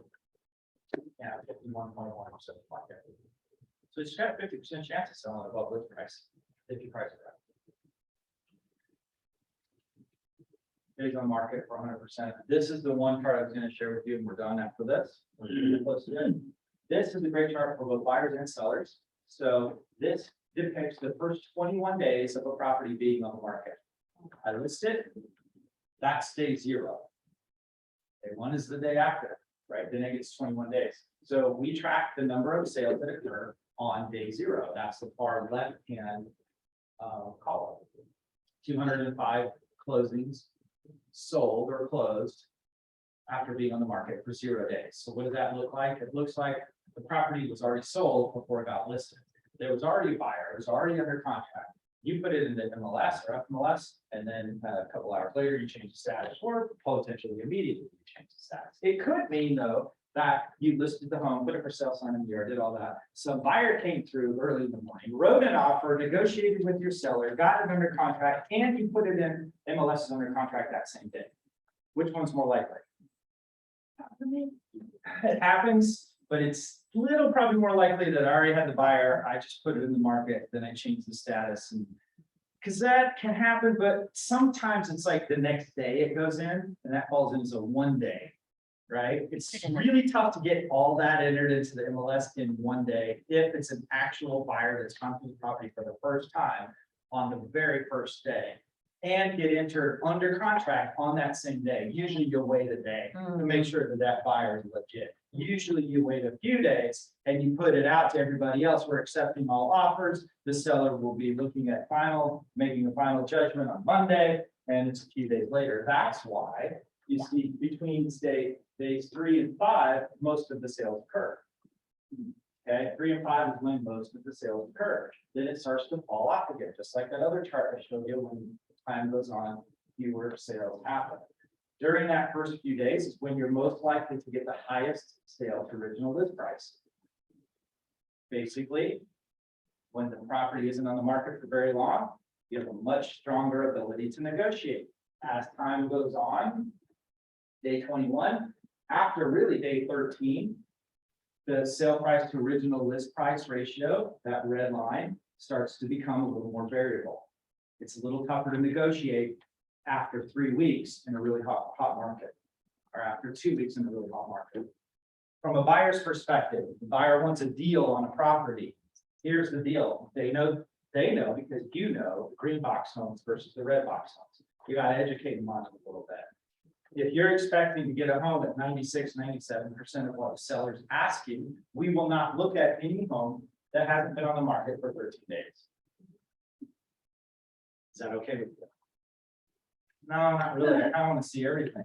Okay, then what I want you to know is when we walk into a green box home, on day 3, it's been listed for 3 days, or the first day, you need to be expected to pay close to 101 to 102% of what they're asking you.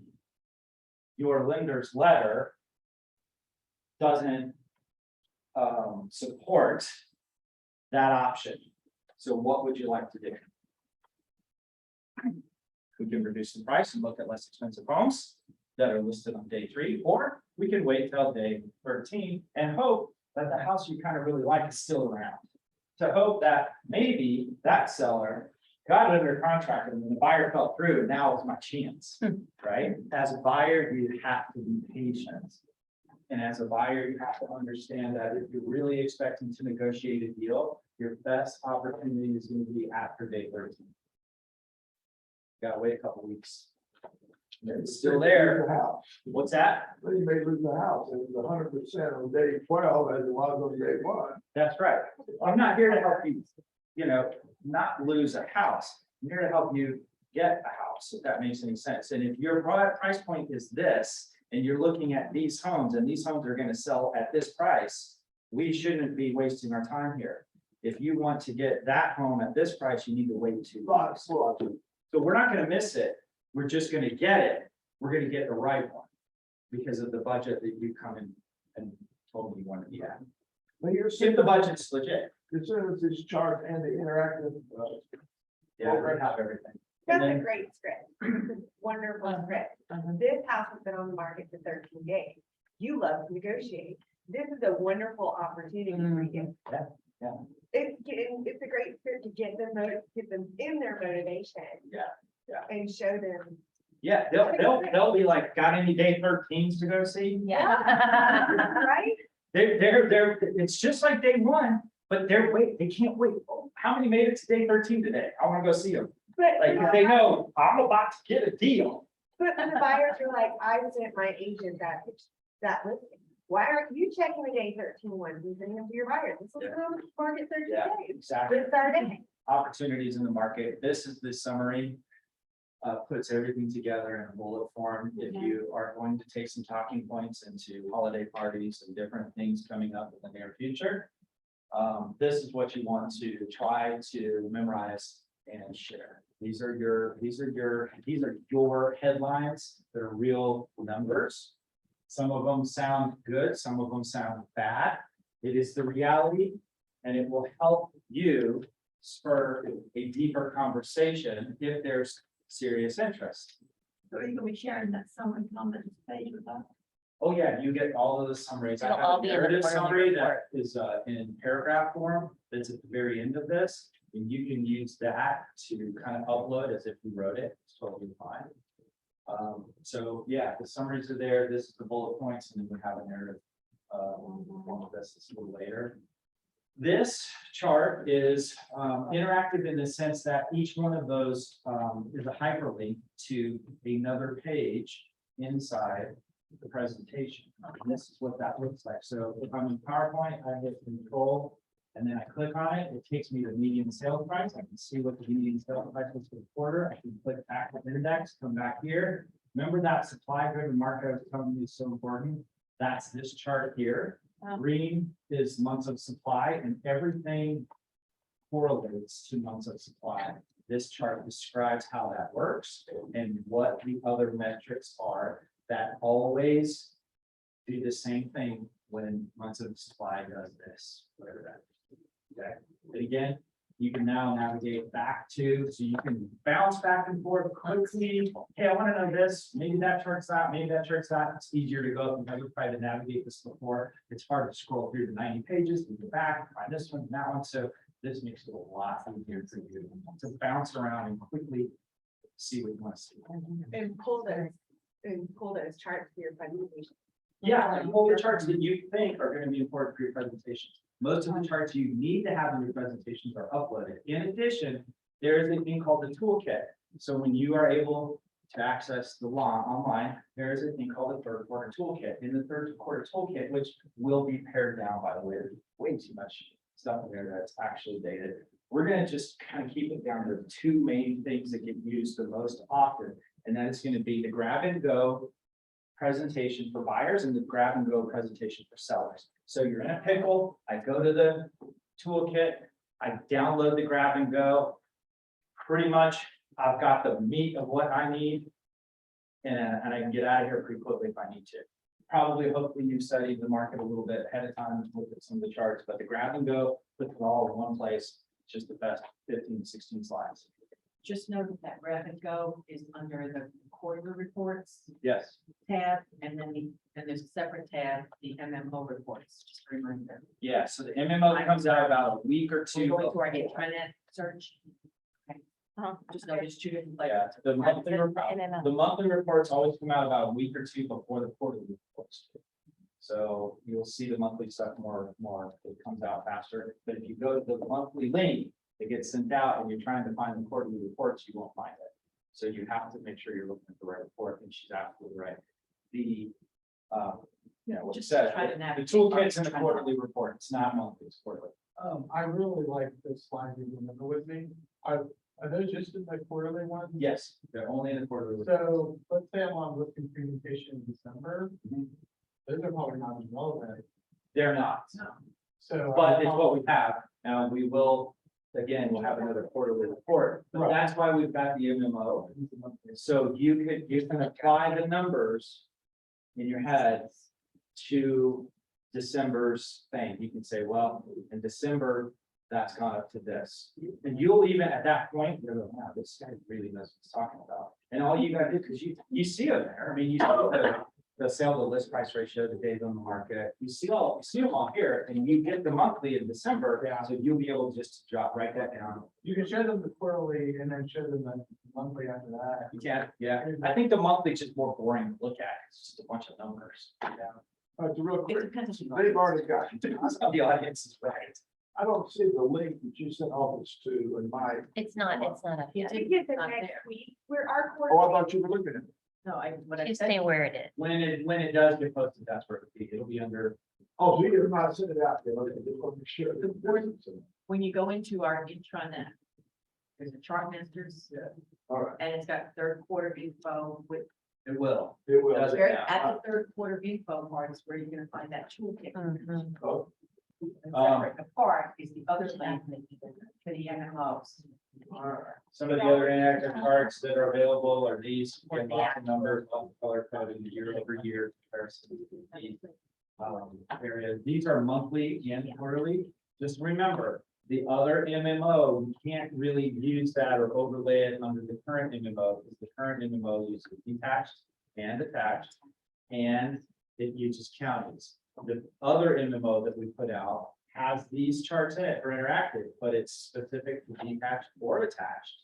And it's the 41 areas that we've pre-selected for you in that heat, in that map. It's not by county. I'm gonna do it for that, but just right now, the interactives speak to either attached or detached. In the and they area. speak to the 41 areas which we've identified for you in that map. Okay? I can keep going forever. Please, please, please, have a wonderful weekend. Awesome Friday afternoon. Thank you for being here. Thank you. What do you think those? Are we getting Everything. You get everything. All the reports, regardless, like I have a Dawson County report, you guys get Dawson County. Dawson. You get the outer county report, which is everywhere. Plus you get. What about each? Plus the toolkit, plus both infos. Oh, okay. You know, it used to be this. I don't know about. It used to be one, you know, we're like, They just haven't. Published. Yes,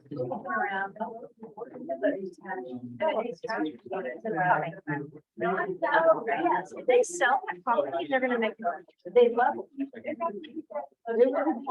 They just run with the ground with it. That's what I didn't hear that. If you go out here, it's across, it's on the left. It was like a smack better. Less than a mile. No. No, this is. Oh, there is a chat. That's all. Okay. This is- that's what I'm at. Okay. So. I don't know. Interesting. 41, America's Fair, Wells Fargo.